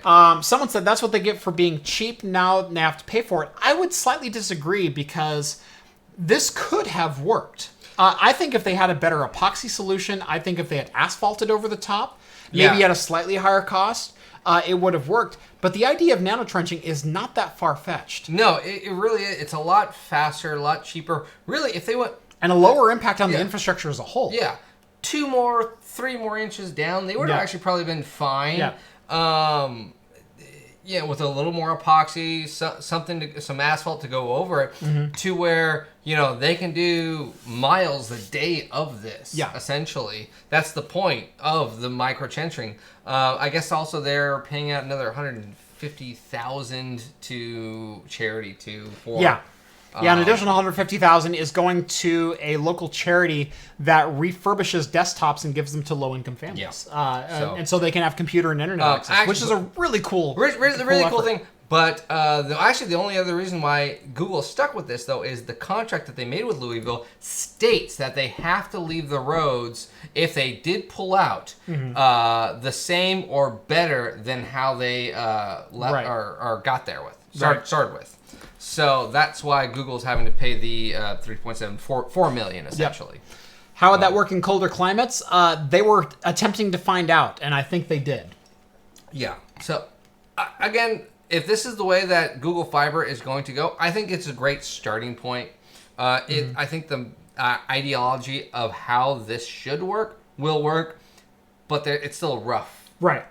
Now the next person who decides to nanotrench knows what they did wrong and how to improve it. Yeah. And you don't know until you try. Okay, and unfortunately, you have to try on this scale until you know. Yeah. Okay, let's all be honest. $4 million for Google? Is it really that big of a deal? Yeah. Nah, probably not. No. And to learn, okay, they're probably going to save money in the long run to do this. Now, would it have been better if they got it right the first time? Yes, of course, but... I'm sure Louisville would have been really appreciative if they select Google Fiber. Even Portland tried going for Google Fiber They asked for too much. They did, but they tried. What would have ticked me off is Google Fiber would have been within 7 miles of my house and still wouldn't have ran here. Oh, yeah, I know. They wouldn't have ran to you either. The furthest south they would have come was Wilsonville. Yeah. Yeah. They were coming. Still, I would have been like, oh, I can go to Portland or anything and get some Google Wi-Fi. Yep. Good Wi-Fi spots. Yep. So, yeah, Google's going to pay. Yep. But not, probably, for them, not that much. Not that much.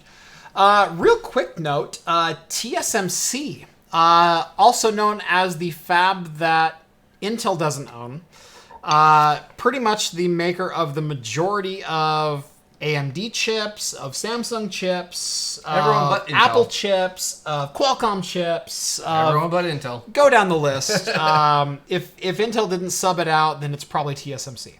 And there's a couple other foundries around, but they're much smaller. TSMC has just announced they have refined a 6 nanometer process. So I don't know if any major players are going to take advantage of this, or if this is going to be more towards mobile endeavors or something like that.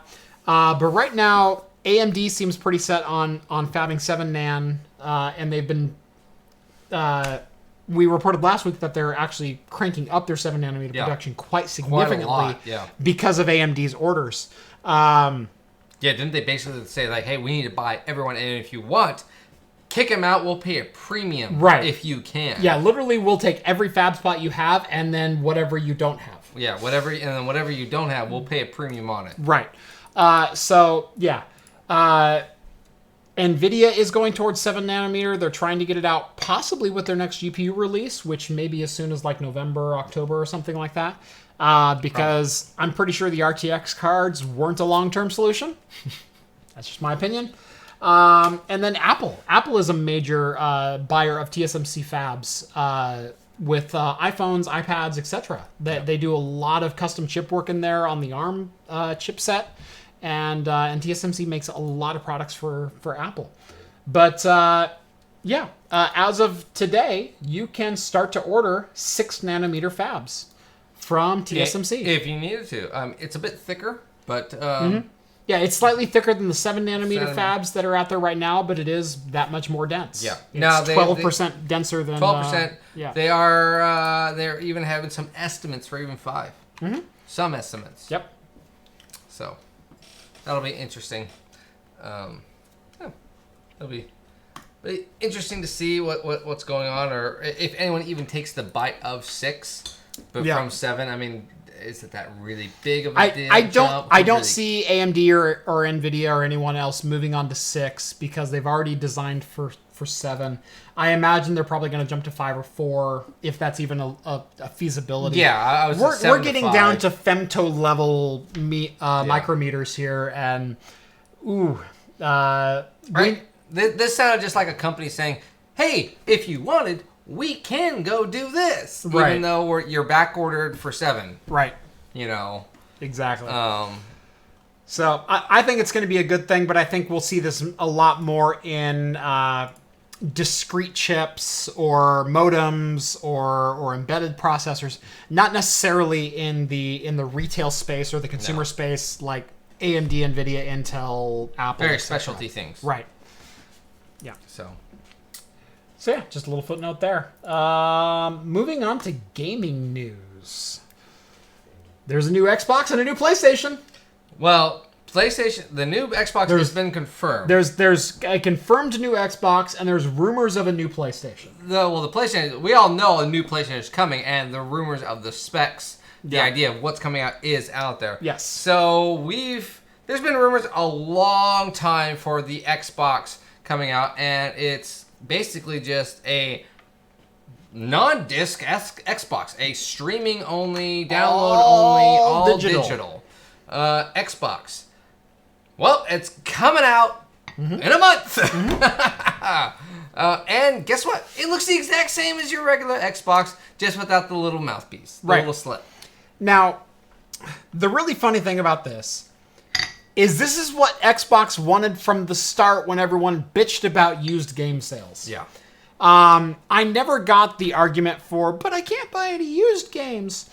Well, the only person you can buy used games from is GameStop or your buddy who no longer wants their disc. And or there's Craigslist ads. Yeah. And there's a lot less of that out there than you might think for new games. Now, for used consoles, for consoles that have been on the market for 4 or 5 years, sure. Yeah. But at the same time, I have a Steam library that dates back to 2008, and I have 530, 540 games in it, something like that. Steve has 2,600 games. John isn't nearly as 5? Yeah, 510-ish. Ish. And those were all Humble Bundles. Well, yeah. I love Meat Boy. Right. Meat Boy and Gunpoint. Yeah. That's basically anything that's free, I go and get it. Right. Free or $2. Free or $2 or right. the 99-cent market value. Like, all right, I get to the, I gotta put my email. Screw this. Did you get the Puppet collection this last week? Yes. Yes, you did. Yes, I did. I paid full retail for that. That's horrible. I know. So Putt-Putt was on sale this last week. The people who make Putt-Putt and Putt-Putt goes to Mars. Putt-Putt. Well, Freddy Fish. Yeah, that's and, what. Yeah, and the Fox the bear, and whatever. Yeah. And all that. So I didn't pay full retail, but I did pay the $50 package price on Steam about a year ago because my daughter wanted to play games on the computer, and so like, okay, we'll do that. Yeah, I know, like a month ago. They And were like on $9. Humble Bundles last week, they were $14 for the whole package. Anyway, this was Microsoft's original goal for the Xbox One. Yeah. Was a full digital store, full digital distribution where you own the account, you buy a game, and you own it forever. And that's how Steam works. And everyone goes, well, DLC. It's like, that's how Steam works. What's the problem? What's the big deal here? Other than the console just having limited space. Well, I can't resell my games. And it's like, you don't resell your games now. And if you do, it's like $6 for a $60 game. Yeah, I mean, half the time... And then you're paying $45 for a used game. You're paying $44 for the used, and you go and sell it for like $16 or $10 because you played it and you sat on it for 2 years, and no one cares about that because 2 sequels have already come out for it. You essentially wait for a sequel or 2 to come out just to be like, oh, I can mark mine up $5 extra because someone has to play the original first. Yep. I did that for all of my Assassin's Creeds. Xbox Putt-Putt Edition. I can get behind that. I'm just waiting for Xbox Putt-Putt VR. That's right. Brush my teeth. What's really funny is I remember playing Putt-Putt Goes to the Moon when I was a kid. See, I never played Putt-Putt Goes to the Moon or any of those stuff because Steve... Or no, I had Putt-Putt Joins the Parade. Oh, okay. That's what I had. No, so we never had any of that stuff because Steve at the time then... already had like Monkey Island and everything, so I was like, oh, okay, I'm gonna go to Monkey Island or Day of the Tentacle. But see, I was playing the Putt-Putt game, the Putt-Putt Joins the Parade, at the same time that I was playing Full Throttle and Monkey Island and the Dig. I was gonna say Dig. Yeah, I just... all those old LucasArts point-and-click adventures. Sam and Max. Yeah, Sam Max. Oh, God. So to me, when someone says, oh, I remember, Putt-Putt, I'm like, that's the worst point-and-click ever. Yeah. How did you not play all these other games? I'm like, oh no, it's so fun. Yep. No, you don't know what fun is. So Xbox One X, One X, or Xbox One S, excuse me. They really need to rethink these names. Holy crap. Well, the other thing too is they took out the Blu-ray drive, but it's still the exact same size. Yeah. It's the same hard drive too. Yep. Why is it the same size? They took out, a good 1/3 of the portion of the Blu-ray drive. It's not a Blu-ray drive is a pretty sizable, this big, this thick. And I know damn well you can get a 5 terabyte, 2.5-inch spinning disc. Yeah. Yeah, I don't understand. I mean, they could have done that and lowered the price. This is certainly not for cooling performance. They could have done that, added an extra fan, done that, and that's what I hear when I'm gaming. $50 cheaper. Yeah. $50 cheaper if they did that and said, hey, we got a 5 terabyte, disc less. Well, to be fair, the 5 terabyte disc is $230. Oh, okay, but they could have done 2 or 3 terabyte. But a 2 terabyte is only like $80, and that's what I would pay. It's $45 for that. But again, they could have done all of that and marked down $50. Yep. It would have sold like hotcakes. Yeah. So now this is still, it's going to be the same price point as the brand new Xbox. $249, actually. Oh, okay. So it's a little bit cheaper. Yeah, it is coming in at about $100 discount at $249. So, but I just don't like the size. The size really got to me of, I'm not saving space. I'm not doing anything. But they took 1/3 of the hardware out of it. Why can't they shrink the box down? Now, is it just a die issue and they don't want to... It was cost savings. Yeah. They already have the molds, and someone chimed in. Austin took one apart, and it still has the port for the DVD drive. This is literally just the Xbox One S without the faceplate. So they're remolding the top panel, and it just doesn't have a DVD drive. So they're saving $7 for a DVD or a Blu-ray drive, or $40 because they had to license it from Sony. And passing some savings on to you, but keeping a lot of savings for themselves. The other thing they're doing is they're, number one, taking away the used game market, which wasn't all that great. But number two, making you pay their prices for games, and now you own the account, and it's your games and your games only. So everyone goes, oh, the cool thing about having a console is I can like give my buddy a disc and he can go play that. Yeah. It's like they have a family and friends sharing plan for the Xbox. You can do that. I was going to say, through their digital model. Can't you do that through... I was going to even just say that. Yeah. So what they're doing is they're trying to get you to buy into the ecosystem and spend money on the game store. Because then they're cutting out the retail market. They're cutting out the distribution market. Uh-oh. All it is their servers. What did you do? I did nothing.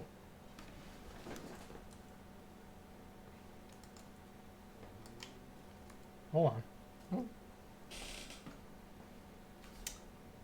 John, dang it. I did nothing. Look, go to the other one and you can do stuff here. Works fine. John's trying to kill my laptop. That's right. It's actually Firefox that's the problem. Look at that. Well, yeah, it is Firefox. What is Firefox doing to my drive?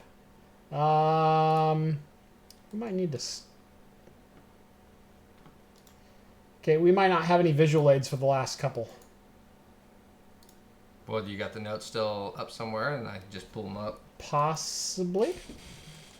And just go sign back into. Because there's the notes. I just click on those. But I. Oh, there we go. That's weird. Well. Wait, that. So. Not now. That's what I did. Okay. And it froze. Interesting. Seems to be working now.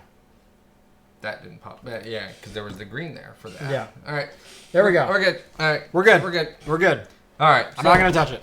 So, but another console that's coming out. PS5. PS5. This one has a little bit more some juicy details to it. This is an interesting one. Yes.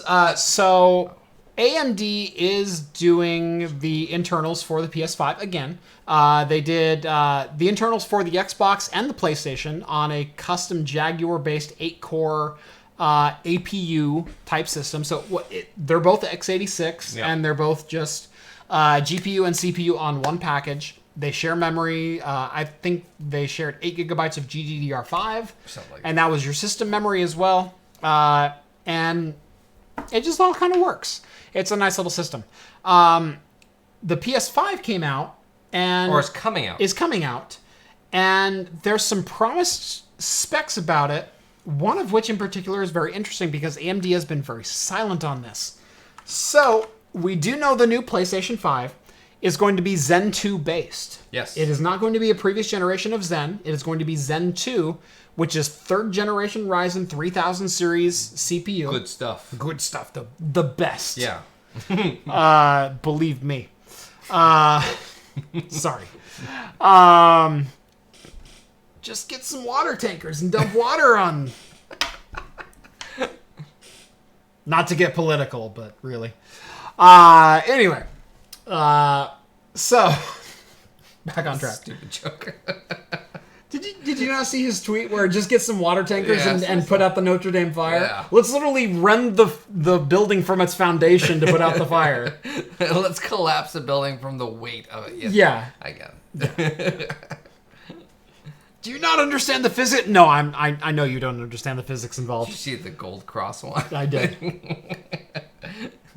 All right. Anyway, we're not going to get into that. No politics, no religion. We're staying away. Staying away. I think there was like one video we did that and like got the worst comments ever. We did. Yeah. It was pretty terrible. All right. So anyway, staying away. PS5. Arm's length. The PS5. So it's gonna get the second gen Ryzen. Third gen Zen Ryzen. 2 third gen Ryzen. That's what I meant. Yeah. Ryzen. Ryzen 3000. It's Zen 2. Come on, really? Yeah, so it's supposed to get an 8-core Ryzen. Essentially, it's supposed to have this new like 3D audio that they're stating. The one interesting thing, they're stating that it's going to be 8K compatible. 8K compatible, so 8K output. So this is going to be DisplayPort 2.0. Yeah. Most likely, or HDMI 2, whatever the new spec is, 2.2, 2.4. I don't remember the official spec, but 8K compatible outputs. You missed the most interesting part. Oh, what did I? You did. Well, no. I might have. I was might about hitting it. But Okay. Go ahead and refine. What were you thinking? What were you thinking? I was going to say the tracing. The tracing. The tracing was my next point. Ray tracing. Yes. So they are saying the new console with Zen 2 powered APUs and a Navi core. Yeah. So the new AMD Navi at 7 nanometer will also have ray tracing. And a PlayStation rep commented that it will be hardware based. Yes. That is the interesting nugget to take out of all of this. I'm interested, but the fact, so when I read that, then I was saying, okay, are developers going to go with that? Because ray tracing development hasn't been that high. However, though, they are stating that this console, rumored, earliest 2020, yes, latest 2021. Yeah, so we still have so a probably bit of time. like August or holiday season 2020. Yeah, they is what I'm stated guessing. confirmed. Will not be talked about CES this year. Yeah. Nothing will be announced or released this year. Earliest late of next year. Right. Latest late of the holiday season of 21. Whereas, see, the 21, I might buy the ray tracing because game development might follow with that. Now, Yes. if this hardware is correct, it might just be like, okay, it's ray tracing compatible. And, a year into its launch, we'll have games now that have ray tracing. Yeah. Because they're really hoping for the 2020 market. That's really what the article stated too. Was they're really trying to come out the 2020 Christmas, third or fourth quarter, Yeah. 2020, early 2021.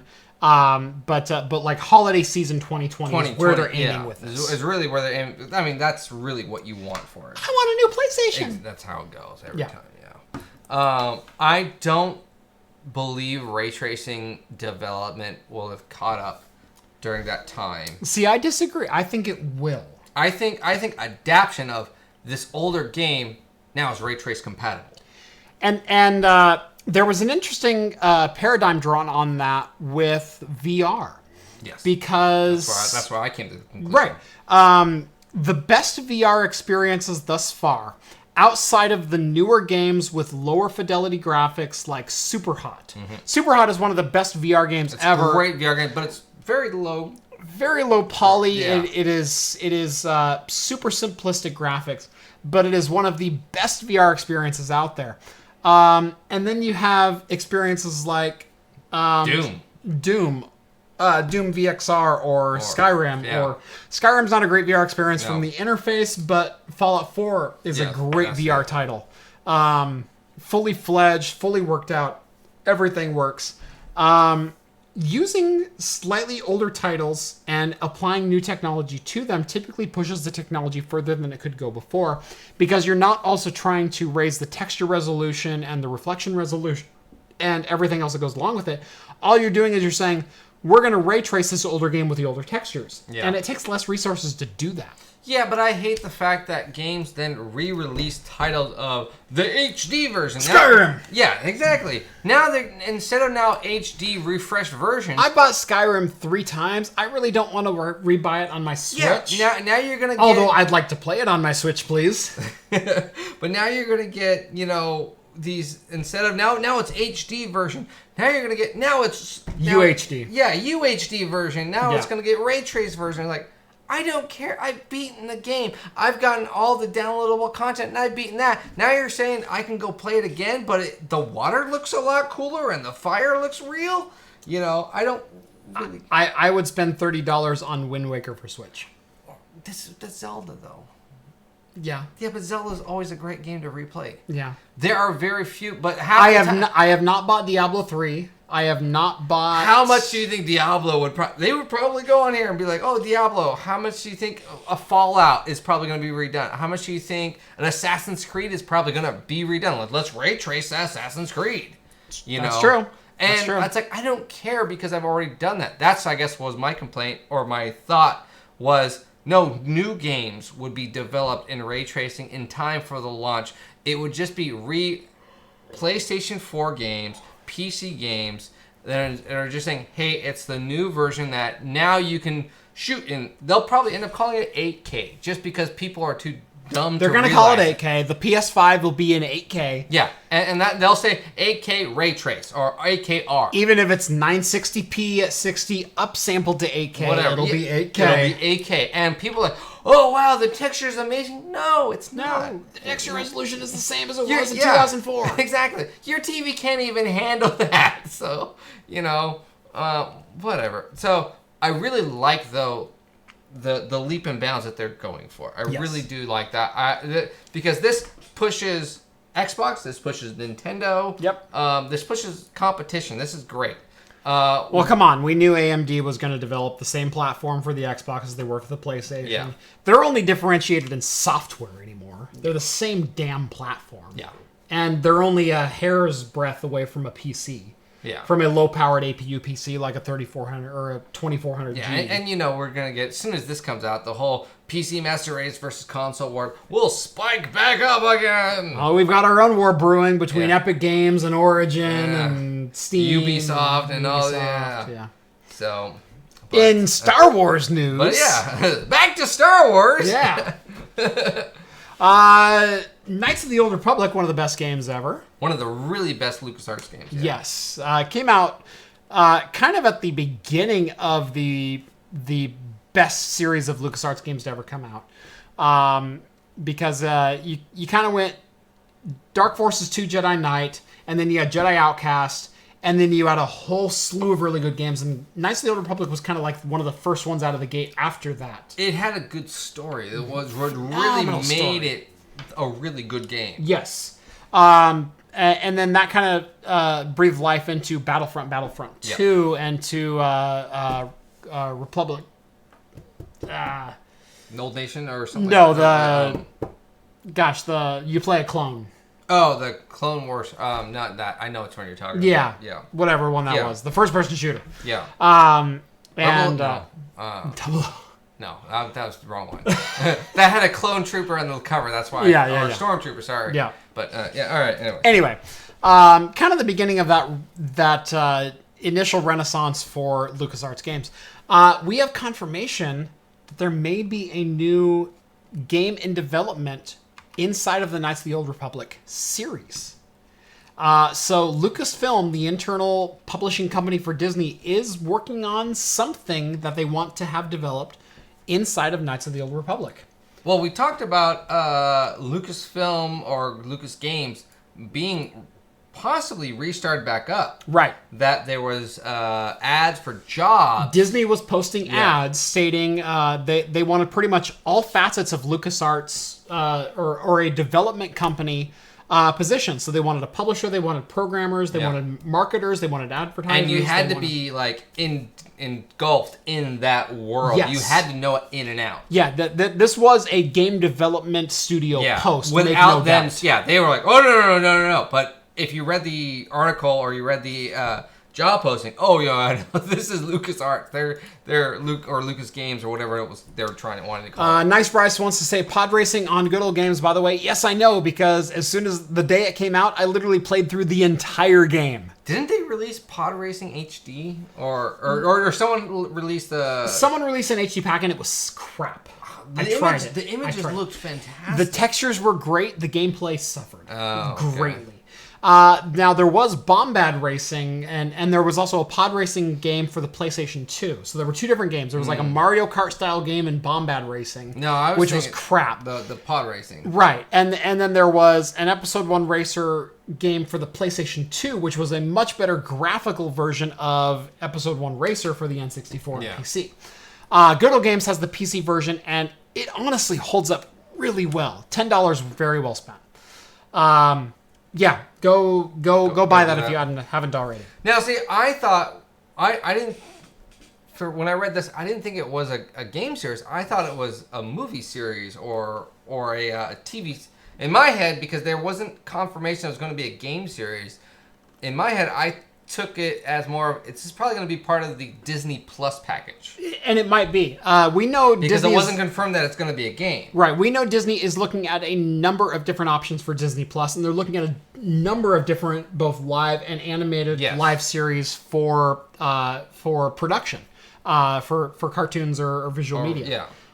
So there might be a new game coming out for Knights of the Old Republic. We do know that there are game development posts that are live on Disney that you can apply for right now. Yeah. And we do know that something is in development for KOTOR. So maybe. For me, my mind went more the Disney Plus series. Mm-hmm. That's how my mind went, but not video game. It was like, we're going to take the story of the Old Republic because it was a great story, and we're going to build a world around that. Yes. So, especially because like the Mandalorian just got released or a trailer for it. Right. KOTOR was kind of the quintessential expanded universe. Because if you think about it, the rules for expanded universe was you could use the props, locations, stories, etc., but you couldn't change the fate of a main character. Yeah. And KOTOR was establishing history for what the Jedi used to be.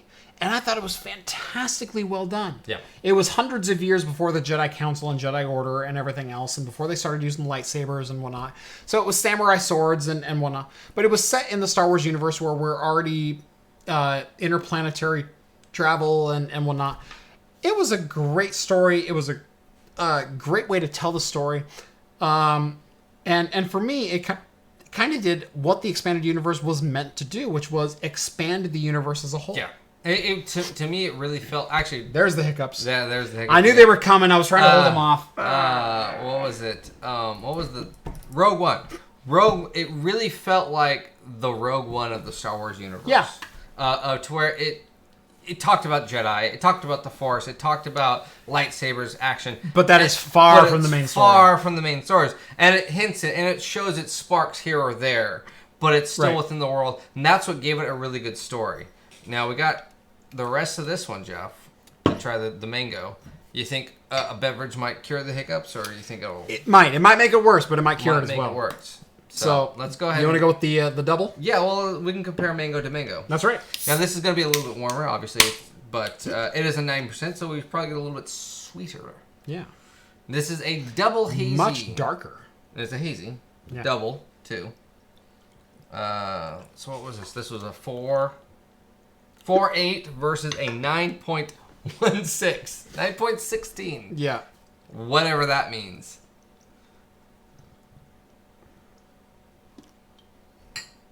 That's pretty close, I do say. I mean, I did buy it, so I'll take the majority. You got more than I did. I know. You got more head anyway. Yeah. But yeah, so comparative, this is super hazy. Can't see through it, as we were talking hazies earlier. I'm getting a very similar mango note off of it.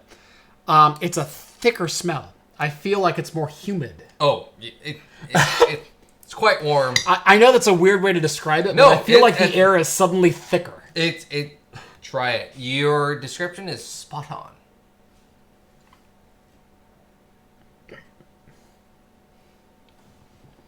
Oh, wow.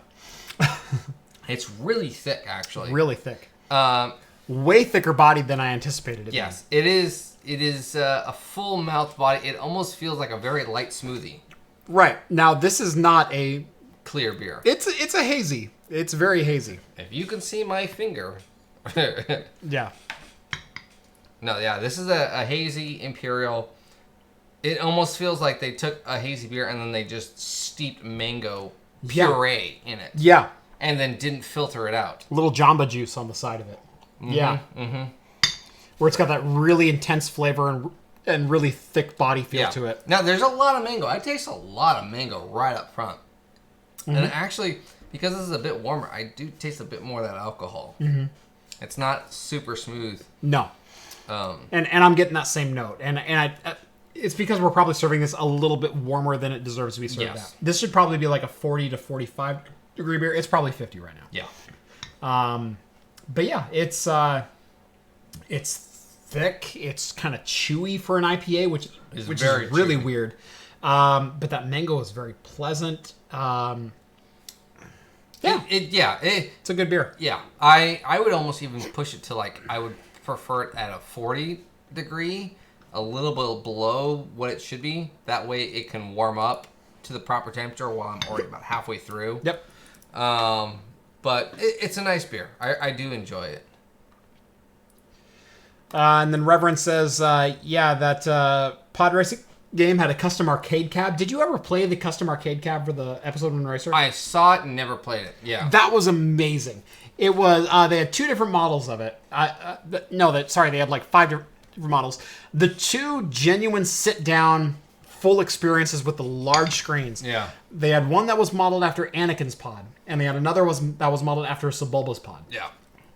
And the controls were the full joystick forward and back. The old John Deere lawnmower style. And it was amazingly fun. Because going to the arcade in 97, 98 when this came out and playing that game... It was 99. Was it 99? Was it that late? I thought episode 1 came out in 97. I thought it was 99. No, 99. I thought 97 was the remastered, digitally remastered version. That's right. That was 99 was episode 1. That's right. 99, 2000 when it came out. Yeah. Playing this game in the arcade with a 50-inch flat screen in front of you. Yeah. And getting that full experience of, like, I'm literally Anakin in a pod racer. Yeah. That was so badass. Yeah. I'll cure these hiccups eventually. It always seems like almost every other episode I'm on, you have hiccups. Well, you buy this crap beer. Bullshit. It's probably... You didn't start having hiccups till your beer. That's true. So, it's true. Whose beer is bad? So, speaking of water tankers, I know, right? That's a horrible intro. Speaking of Dame lighting up the Oklahoma City Thunder, there were some bad jokes on the Rip City subreddit. Yeah. I haven't seen Dame this on fire since that cathedral burned. That was the worst one I saw. It's like, I feel bad for laughing. I was gonna make a Ubisoft joke, but anyways.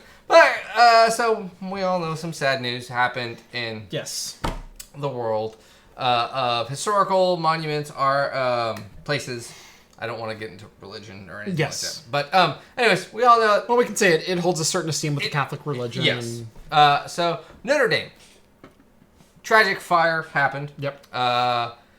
But one of the interesting things was they're stating that... actually, there's a different article, other than the one we have here, is that they were saying one thing that'll help restore it is this game. Ooh, no. You're saying no. That's a no.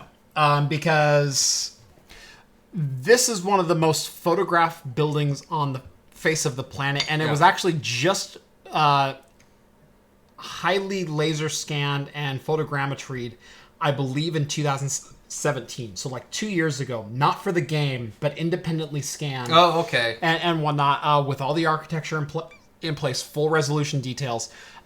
They have way higher diagrams. All right, so than AC does. Then that's fine. But still, this is pretty cool. So, Assassin's Creed Unity.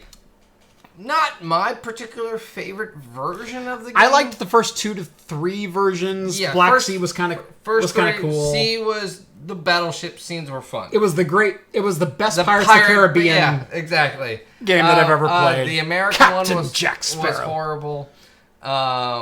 But so the Assassin's Creed Unity, which was supposedly a big multiplayer, play with your friends and everything. Anyways, you can now get that for free. And Ubisoft will be donating 500 euros, right? So it's about $550,000. 560. $560,000 to the Black restoration. Flag, sorry, Black Flag. Black Flag, yeah. Sorry. It's Black Sea. It's Pirates of the Caribbean. Yeah. So it's actually one of the few things that Ubisoft's like, hey, thumbs up for Ubisoft. Yeah. Good job for you guys. You're doing something smart. Hey, Epic Store, thanks for taking all the heat off our back. I know. The bad thing is you have EA, you just keep doing what you're doing. Epic, you too. The bad thing is it's only, you have to get it from Uplay. Yep. Sorry. But it is free to download. Yep. So if you want to play a 2014 Assassin's Creed game, it is free to go and purchase. Yep. That's cool. Yep. Yeah, but the whole, we're going to recreate it because Assassin's Creed has three Yeah. models. There's way better three models out there. Yeah. Like, it's a cool thought, but no. That's not. They may use the Unreal Engine, which is what Assassin's Creed is based on for imagery or perspective or something like that. But they are not using the scans or the recreation from Ubisoft will probably be like, that's where they got the idea from. They took it from Assassin's Creed.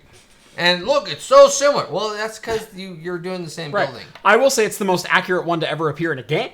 Yeah. I'll give them that. Well, and they were stating that within the game, it's the largest graphic-intensive building in the game. Yes. It takes up the most amount of power and memory in the game. Totally. Republic Commando, someone finally corrected me.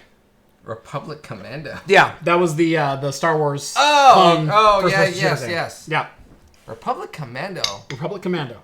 That name doesn't even sound familiar. Republic something else. It sounds... All right, whatever. Wasn't it Republic Command? No. Not Commando. There was a real-time strategy game, Republic War. Or Republic at War, I believe was the strategy game.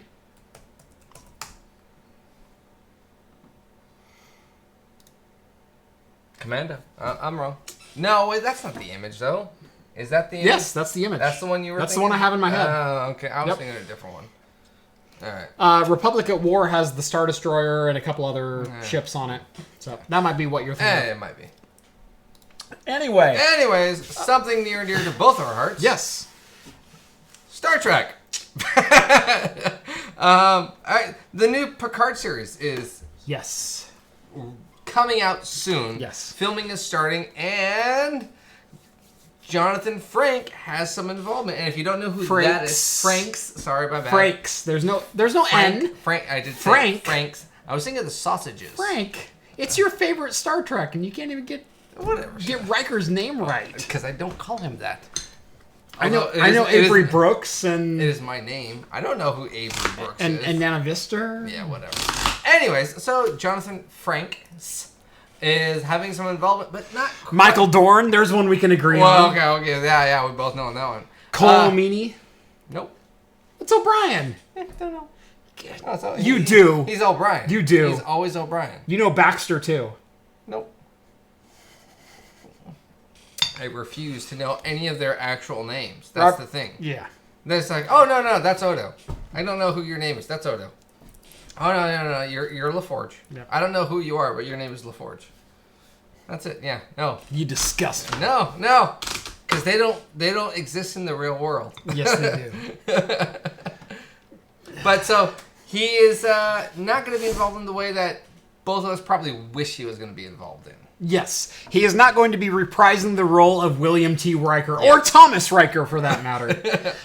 He will be reprising... Wasn't Thomas Riker killed? No, he was arrested by Federation... Or by the... He was captured by the Cardassians and sent to a prison camp. Yes. After he joined the Maquis... But the prison camp only had a year life expectancy. After he stole the Defiant and joined the Maquis. Yes. But the prison camp only had a vice versa. Life expectancy less joined the Maquis, stole the Defiant. One happened before the other. Yeah. Anyways, so Jonathan Frakes is going to be... Frakes, whatever. Frakes. I don't know why I put an N in there. Frakes. There you go. Frakes. Is going to be directing 2 episodes. Yes. So far, 2 episodes of the unnamed Picard series. Yes. So what they're planning on doing with the Picard series is there's going to be 10 episodes in the first season. And what they're doing is they're doing directing in 2 episode blocks. And so Frakes has episodes 3 and 4. So he has block 2. What those are, we don't know. But we do know Jonathan Frakes is a very well-respected director, especially when it comes to episodic series, especially with Star Trek. He's directed a number of Next Generation DS9 Voyager episodes, as well as Enterprise and Discovery. He is one of the most renowned Star Trek directors that's out there, as well as being the face of William T. Riker. Yeah.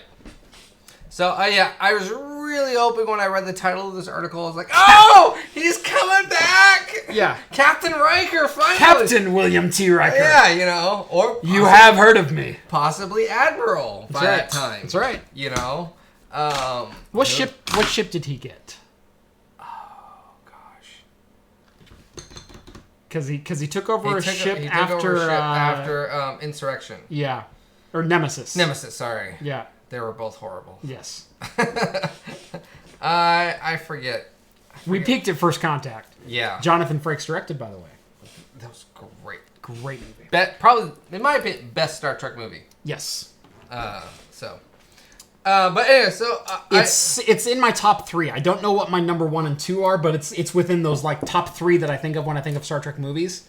First Contact is the best generation movie, no doubt. Yeah. I guess. To me, I would say the top 3 Star Trek movies would probably, and you're going to disagree with me on I know I am. I'm getting ready for a fight. I'm not going to say the order, but I'm just going to say the top 3. Yeah, just give me your 3 that are on the list. First Contact, Wrath of Khan, and Voyage Home. Yeah. See, I disagree with Wrath of Khan simply because go back and watch it, and the storytelling is terrible. The visual direction of that film is terrible. The acting is not that great, and I don't expect a lot of acting. The acting in Voyage Home wasn't much better. Yeah, but in Voyage Home it seemed more true to the series. In Wrath of Khan, it was. We thought Wrath of Khan, but it was the one that played off of the original series. It was. It played off the original and series. It killed Spock. It had the best dramatic scene ever. That probably one of the most quoted Star Trek line next to Scotty Beam Me Up, which is not even a real line. Beam us up, or Scotty beam us up. Yeah, whatever. Yeah. But probably the number 2 line is Khan. Yeah. My girlfriend is Michael Dorn's handler when it comes to Stockton Con. She got drunk. She got to get drunk with him before. That is freaking amazing. That's awesome. Well, I still want Captain Worf, damn it, and so do I. Yeah. Oh, yeah. That would be a great series. That's been rumored for years. I want Worf on the Defiant just going nuts. No, I think it would be better if he had his own better battleship. That is true. A much bigger, whatever, Defiant class or whatever the class is. Instead of, it's a cute little ship you got. Yes, there. exactly. Oh, that was a great line, though. Little. You still remember how to fire a phaser, right? Again, First Contact, probably the best Star Trek movie. Right. So, well, you said it's in your top 3. It is in my top 3. Voyage Home is another one that's in my top 3. I really like... So we agree on 2. We agree on 2. I really like the original reboot, the 2009 Star Trek. I really like that one. I don't like the ones that have followed. I don't like Into Darkness. I don't like Beyond. Okay. I like the 2009 reboot. So the first J.J. Abrams. Because that was a complete departure from what Star Trek was, but still somehow stayed true to Star Trek. It diverted from the original timeline entirely, but explained it so well that you could accept it and you couldn't argue with it. And the cinematography was amazing. The storytelling was great. The acting was good. Sunflares, I could take them or leave them. It really didn't matter. But overall, I thought it was a very pleasing journey beginning to end, and it told a cohesive story, and everything just kind of made sense.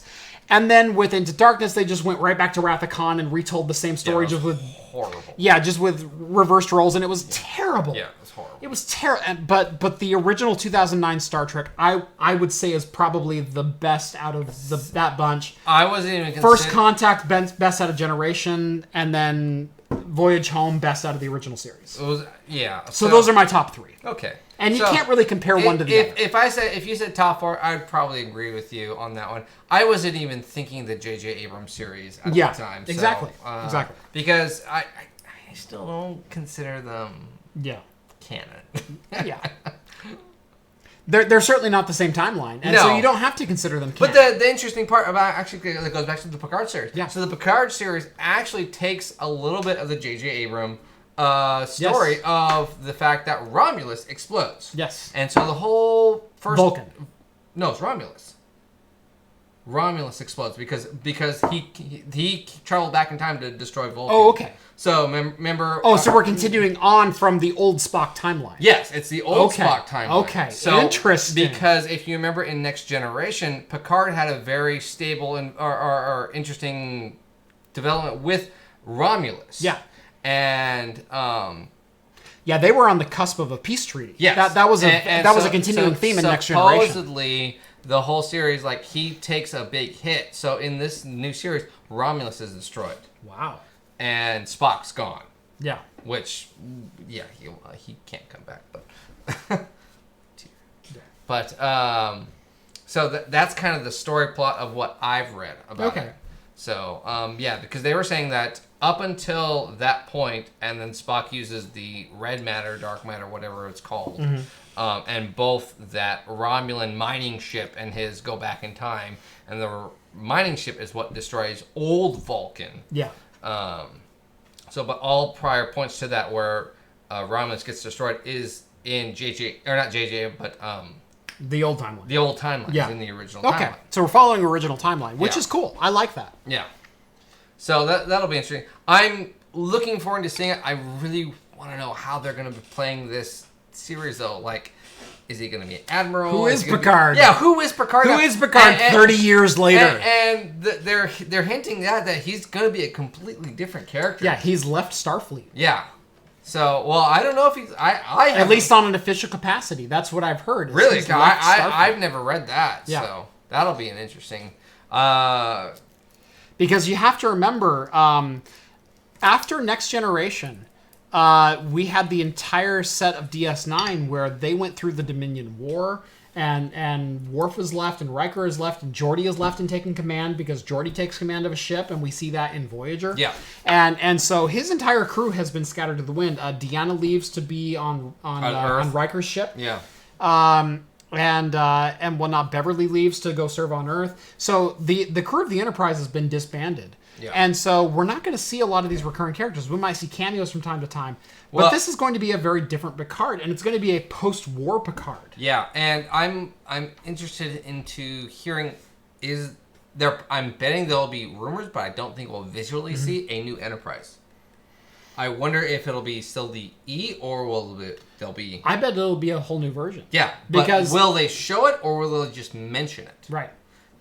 Again, I'm really looking for it. And what the other part I really love? They're saying it's completely different than Discovery. Yes. And I'm like, thank you. They're still been like... What, we're not going to do sequel injections anymore? Oh, let's reinvent the Borg, everyone!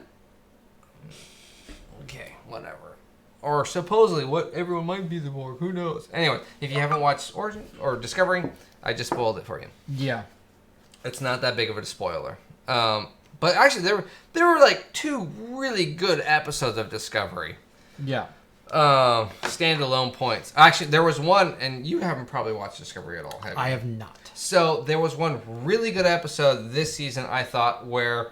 So the original Star Trek... I actually just signed up for CBS All Access. I'm going to binge it here in the next couple of weeks. So I'm hoping to, anyway. You remember the pilot episode of original Star Trek with Captain Pike? Yes. And have you? I assume you've seen that episode where they reference that. Yeah. And they show videos of that. I've been like, oh, remember this Captain Pike doing this and Spock doing this? Yeah. Well, we're going back to that area, and so there's a whole episode of let's rehash that episode, and they do it phenomenally. Yeah, nice. It's fantastic. I love those reference episodes. Yeah. Some of the best episodes of Next Generation of DS9 were the ones that reference back to the original series.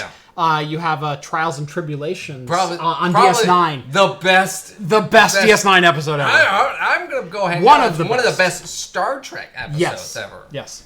Although this week, April 15th, was the release of Into the Pale Moonlight. Yes. Which is, I think, the best DS9 episode ever. It was Cisco being broken from the war and showing his compromise of character, and it was so unique to Star Trek. That was the one where he lied, right? That was the one where he lied. It was basically he was talking to the camera and like giving a log. Yeah. And he was pacing around his quarters and telling the lies that he had told and the people that he had killed. And the that was the where he made the hologram, right? Yeah, the holo suite or whatever. Yeah. And that is an amazingly good, chilling episode. Yeah, no, that is one of the best episodes of DS9. Yeah, it really gets into the war and the idea of how people fight a war and how they compromise their own ethics and everything like that. That's the best part of DS9. And people say, "How can I binge watch a DS9?" Well, you can't. You can't just jump into DS9. You really, and like, oh, can I jump? That was actually a conversation in Discord. You can start season 4, episode 1, because that's episode 1 with War. Yes. And that's kind of where the Dominion War starts, and the character development kind of ramps up from there. It really does help, but there are still other points. There's nuances to Cisco and Kira and Odo and Quark and Garrick and Bashir and all the other characters. But the Dominion actually doesn't, first gets established in season 2. Season 2. So there are a lot of stuff that you can miss, and there are good episodes in 2 and 3. But I think if you wanted to watch DS9 and get the overall story, you can watch seasons 4, 5, 6 and just binge those, and you're done. Yeah, but there are still stuff you're gonna miss that's good. There is, but that's the bulk of the story. And that's been my argument for DS9 is tell me a better 3 seasons in television outside of Game of Thrones. But that's always been my problem. Now, okay, I'm gonna cut you off really quick. Okay. So. I thought I could sneak it in there. If you are done now with the tech talk and the talking heads talk, we are about to go on a Star Trek rant right now. All right, back to our regularly scheduled program. So that's what my big argument with DS9 is that you have to watch all of it to where next gen... Is that it established what modern television is after 1998? No, that's the point of... No. How many series are episodic like that? Very few have been able to do something like that. How many since that? Very few. Very few. Ignore very few on mainstream TV, not HBO, not the big cable. No, there's a lot because think of 24. Okay, but what was the gap difference? You have 99 when DS started. Oh no, DS started well before 99. DS started in 94. No. Voyager was in its third or fourth season. But 24 didn't start till early 2000. So 2002, 2003. Yeah. So hold on, 24 TV. Not 24-inch TV. Right. 24. There we go. 24, the docudrama. 24 had 9 seasons. 9 seasons, 43-minute runtime. November 2001. Okay, yeah, 2001. Okay.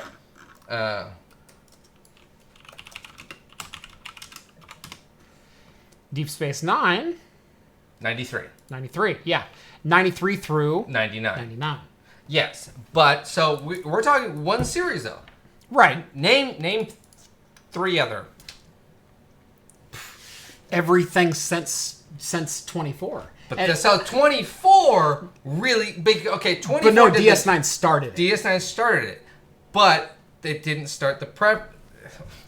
Because I'm looking at 90s sitcoms in general, and then I'm looking at 2000 TV that you saw. Yes. And even 2000 CV, you can say there was CSI.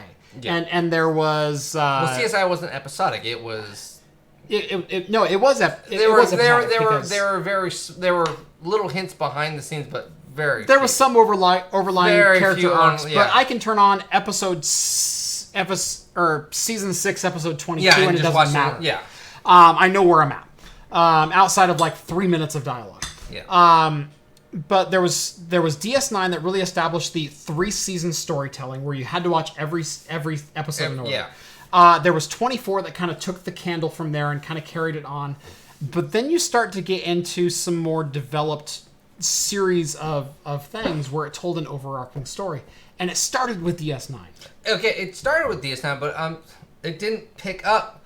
I think it really didn't pick up till 24 because 24 really polished what DS9 had. 3 years later. Yeah. But we're talking Star Trek. Got a while yet? We're talking Star Trek. I can end it here really quick with a bomb. Refill the dog's food dish so Miss can eat them. Got it. Got it. The bag's in the garage. The producer's telling us stuff. So. Got a note from our producer here? Yeah. Okay. So, Back to you in the studio. So that's the problem with mine is that Star Trek Next Babylon Gen, 5. It's horrible. It's a horrible show. Ooh, whoa. There's only like one good season of Babylon 5. I'll argue that. Now, I argued Star Trek was always the superior to Babylon 5. Yes. Babylon 5 was Fox's answer to Star Trek, and it never panned out. Yeah, and Sequest or whatever that thing was. Oh, God. That was horrible. NW? No. The VW? Well, there was Sequest, and then there was also there was Stargate, then there was Stargate Atlantis as well. Oh, that was horrible. Stargate was great. Stargate, I liked the movie Stargate, and I loved the series. The original series. In all honesty, I only started watching it because of MacGyver. I was like, yeah, MacGyver! Oh my god! You duct tape and a pocket knife. I do not understand. Yeah, that guy was horrible. Teal'c? You didn't like Teal'c? No, that's horrible. O'Neill. So, although he's essentially... Carter. Yeah, he's the exact same character in the Orville. Yeah. God, what is that? The big buff, yeah. the security guard. Anyway. Yeah. But anyway. No, the big point that we always argue over DS9 versus TNG is that TNG... You could literally jump in mid-season 4 and still be happy. That's my problem You can jump in at mid-season 5 and still be happy. Mid-season 6 and still be happy. You know what I do with TNG? I don't binge it like you do, where I watch every series once a year. And you watch TNG twice a year, and then you watch like DS9 once every 3 and Voyager once every 5. It's TNG once a year, and then once I get done with it, I continue on. Right. But it just takes a year and a half to go through DS9, Voyager. And by the time he started with Voyager, he just starts over with TNG. Once I'm done with Enterprise, I go back to TNG. Right. Yeah, so it's already been like 2 years by the time I'm done with between DS9 to Enterprise. It's been 2 years, so I go back to TNG. Yeah. With TNG, I only watch a dozen or 15 episodes every year, and I will go back and watch those, and they're phenomenal. So here's my thing with but there's so much crap to weed through in between. Here's why TNG's a better. It's even better for money wise, because how often do you see reruns of DS9? Mm-hmm. That's my point. TNG, I can literally go to the BBC and be like, oh, TNG's on, and I'm gonna watch it. Because it's on. I will agree with that. What does someone say? John's first MySpace page was dedicated to Xeno Warrior Princess. Hey. Come on, guys. DS9 ripped off Babylon 5. I don't agree with that because DS9 was not a docudrama. Yeah. Although, sorry. I will give Babylon 5 for the coolest aspect of the organic ship. Yes. That was really cool. They really tried pushing their effects with that ship. Yep. I give them that aspect. And I really liked their makeup. Yes. Their visual effect makeup was, I think, a bit higher. I would actually argue that Babylon 5 was 24 before DS9 was 24. I will make that argument. Yeah, they had a bit more dramatics. And they had a bit more day to day rather than a year of where DS9 was like a week later, a month later. Right. You know, it was There was a day-to-day there was one episode where you're fighting the Dominion, and then you're in the next episode, and you're like, we've been here for 3 weeks. Yeah. And you know that things have happened in between, but you know it's just telling a continuous story. Yeah. With Babylon 5, you was literally the next cut day. off one sentence, and then the next episode starts with the next sentence. Yes. So I will give Babylon 5 that. And it probably was ahead of its time, which is probably why it wasn't as popular back in the day. And I'd argue the same thing for DS9. Both series were ahead of their time as far as storytelling on network television. Yeah, no, I will give DS9.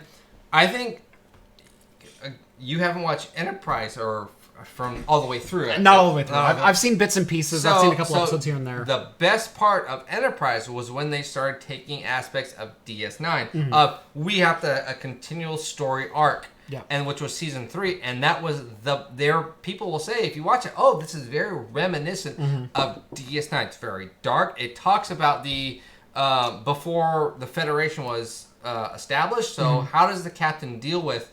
I have a war going on. I have either I kill someone, Yeah. or I save the Earth. Yeah. What do I do? And so there's a lot of that conflict. Now I'm not saying he's the best actor, Right. but the same idea. You didn't like Archer? No, he's a horrible actor. All this T'Pol was much better. I wish they would have gotten the voice from Archer to play Captain Archer. Could you not? Although Are we not doing phrasing anymore? If we didn't have Enterprise, we wouldn't have the Orville. That's true. So Because Seth MacFarlane Seth got to play on MacFarlane- Enterprise. Yeah, he's actually on like 3 or 4 episodes. Yeah. So, yeah, he didn't cut his teeth, but he cut his Star Trek teeth. He actually begged Yeah. to be on that show. Yes. Family Guy was already established, and he begged to Barely. Well, it was still the first 3 seasons. Right. But they also got canceled twice in those first 3 seasons. But still, during that Seth time, MacFarlane was not Seth MacFarlane. no, he wasn't the second part. But at the time, he was like, "Hey, you kind of know what?" But he literally like. You go read a bio, he begged to be on like one episode, and it's like just I'm a huge nerd. Yeah, give me a character. Give me a character. I don't care. Just I will wave in the background. Yeah. I'll do it for free. Hi. Yeah. Hi, I guess yeah. The big point between the DS9, the TNG argument that we have is that DS9 better storytelling all around. Character development, Better whatever. storytelling. But Better characters. TNG is better to watch. Ooh. Because I can watch it at any given time and still be happy with it. To where DS9, I have to really get Revisionist involved. history. I Revisionist history. If marketing has proven anything, TNG is the better series. TNG was always the better series when it was live, but DS9 grew a much larger fan base after it went off the air. No, it's a cult fan base. Because- it's a cult fan base. No, it is It's more. still, it would be considered a cult fan base comparative yeah. to TNG. Yeah, it would be. That's comparative. I'm giving Don't call us no Fireflies. Don't do us that. No. Firefly. I actually liked it. I hated the movie. Farscape. Someone did argue that on Discord. And that was Farscape. Farscape is the Muppets meet Star Wars in a really bad way. It's Dark Crystal. Yes, it is Dark Crystal in space.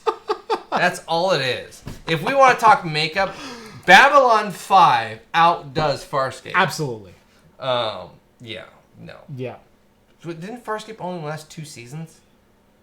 Yeah, I think Something so. like that. It wasn't that long, and that was Yeah. what Sci-Fi Channel. Yeah. The budget. Yeah. It looked like a soap opera. It had that Yeah. soap opera effect before 4K even came out to give everything. Well, it was soap shot opera. at 48 FPS. Yeah, so Yeah. It was just really bad. Yeah. So Firefly as a ripoff of Outlaw Star. Well, there's a reference I haven't heard in a long time. whoa. Yeah. Andromeda? I never was a fan. I never watched Andromeda. Yeah. I can't say that I did. I did watch Farscape. I tried. I really gave it a shot. I gave it like 4 episodes. And Yeah. I just nope, don't like it. Nope, sorry. Yep. And that's kind of what I did with Enterprise. I watched like 4 of the first 12 episodes and I went, I'm not buying it. Yeah. And I'm not buying it. The first 2 seasons, there's maybe 4, 5. Like, Yes. oh, that's Star That Trek. reminds me of Star Trek. That reminds me of Star Trek. Yeah, And there's a little glimmer there. But season 3 and 4 are phenomenal. Other than the season 4 ending, worst Star Trek ending ever. Stargate, love Stargate. Not Atlantis. Not Atlantis. I love Stargate. I love Stargate. Like the first couple seasons. I loved really that one. Got weird. Towards Season the end. like 7 and 8, yeah, they Yeah. were pretty terrible. But yeah, up till like season 5, phenomenal. 4 or 5 as well. I was gonna say. Phenomenal. Yeah. Andromeda and Voyager had similarities, but I think different enough. No. Andromeda was always a visual effect looking for a story. Yeah. Not that Voyager wasn't at times. Or a little piece of eye candy with some Jerry Ryan on it. Yeah. You know, I watched But Voyager again recently. It's not as bad as it's I not. remember. It's not as bad as It's people not as think. No, it's not really as bad. There are really bad episodes, but it's not that as bad. Yeah. I look at Voyager the same way I look at Futurama when it got rebooted by Comedy Central. And, and this is an obscure reference, but hear me out. Okay. Seasons 1 through 6 of Futurama are amazingly good. There's only a couple bad episodes, The Honkening, and a couple others like that. And there are so many so good episodes. The Parasites Lost, and Slurm or whatever. the Slurm Factory, and there are so many good episodes of the original There's so Futurama, many good inside jokes, and that are just great. Yeah. And then seasons 7 and 8 came out, which are the reboots by Comedy Central. You're not talking the movies, right? No, I'm not talking the movies, which the movies were still funny. Well, the movie, but then they turned those into series. Those were episodic movies, Yeah. where they were 4 episodes per season. Yeah, whatever. So that's technically season 7, I think. Yeah. And then 8 and 9 are the Comedy Central yeah. reboots. They were The Comedy Central reboots had some good episodes. They were not as great as the best Futurama, but the problem was the bottom of the barrel in those episodes was so much below the level of the crap episodes from the first 6 seasons, I couldn't watch it. Well, the problem was that original Futurama, the first 4 seasons, they did cameos, mentions, jokes. They were very old. It was very references. topical. Very topical, and the new ones really kind of went like political. Very time of the day of when it was written. Yeah. And just didn't hit. Don't age well. No. They don't age well. To where I can watch the first 4 seasons of Futurama, I will still laugh at that same joke because it's funny, and the season 8, 9. Yeah. Hey, how much for Le Grand Cigar? Oh, it's $10,000. Oh, okay, I'll just take these $300 burglar's tools then. Say, what time do you close? Those are great jokes. Those are great jokes. Which, by the way, my favorite episode ever is 300 Big Boys. Oh, give the coffee and everything like that. Yeah, that's great. Where are they in the form of a tricky dick fun bill? Knock yourselves out. Yeah. No, the last 2 seasons. Why is my coffee shaking? I don't want my coffee shaking. Yeah, the last season they really I need went a nap. to Coffee time. Modern day social jokes, and it really didn't hit. It doesn't age very well. It wasn't the same level or quality or type of jokes. Yeah. And it just didn't do well. Yeah. And not that there's not good episodes of the new ones, but I'm having a hard time like going, that was a great episode. Yeah. And I feel the same way about Voyager, where Voyager, there's still some really good episodes of Voyager. There's the one where Chakotay and Harry are the only survivors from a transwarp accident where they were trying to like create an artificial wormhole, and Voyager was destroyed because Harry couldn't relay coordinates fast enough. And so Harry and Chakotay are 30 years in the future trying to... So they have to go redo everything. They're going and finding Voyager in the Delta Quadrant where it crashed and all these other things. You just like that because LaForge comes back as Captain. And LaForge does come back as Captain. Yeah. That's a great episode. But that was a great episode. But there's also Tuvix. And there's also so many more. There's so many, where Harry, Kim, and the Captain mate as weird lizard aliens. As bad as DS9 got in some of its episodes, Alamarain, it doesn't compare to the low points of Voyager. Much the same way that the low points of TNG are there's some low points, and they kind of equal the low points of DS9. But there was this threshold that they still maintained, where there was 1 or 2 per season that were just like, we don't watch those anymore. Yeah. Whereas Voyager is like, we're gonna forget those even existed. Here's another point that solidifies my TNG over DS9. Out of everything past DS9, were there any references to DS9? Ooh, no. Exactly. Yeah. All the references to previous Well, Star it's because Trek, Jonathan Frakes is the damn all director. the references were to TNG. To wrap it back around. All to TNG, even Voyager, even had Johnson. Even had freaking Baxter Yeah. as a hero. Still, even in Enterprise, there's still references to TNG. Well, they're way closer than Voyager was. Yeah. I mean, Picard was, 90 when he started? Yes. Not like the young upstart of Captain Catherine Janeway. Even though she got promoted over him. Yeah. Jeff says he hasn't seen Discovery yet. I've seen 1 episode of Discovery and I was not impressed. That's not to say I won't eventually watch it. But my TV time is so limited right now. I'm still in episode 4 of Game of Thrones. If you spoil it for me, so help me God. It took me 6 years to binge watch Breaking Bad, like 3 years after it had gone final. Everyone dies, Jeff. Everyone but Aaron, now that I know that. Or Jesse, excuse me. Aaron. See, I know the actors' names. I know Aaron Paul. I don't know Jesse Pinkman.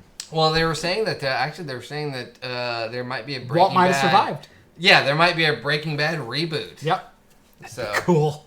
Oh, or there's like a movie. Yeah. I don't think it would be a complete reboot, but it might be a movie. Or a movie series, mini series or something like that. Yep. But, yeah. Yep. You want to call it good? I think we're calling it good. I think that was a great episode. Episode 78, if I remember correctly. Something like that. Pretty sure it's 8.2. 78.2. 78 episode 2. Yeah.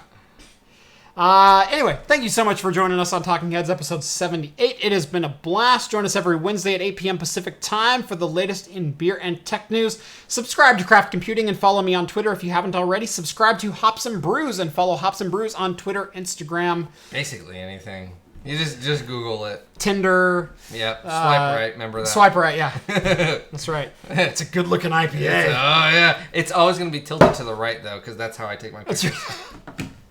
Yeah, he's got to get the Instagram I gotta flair get the to Instagram it. flair to it. It's gonna be super saturated.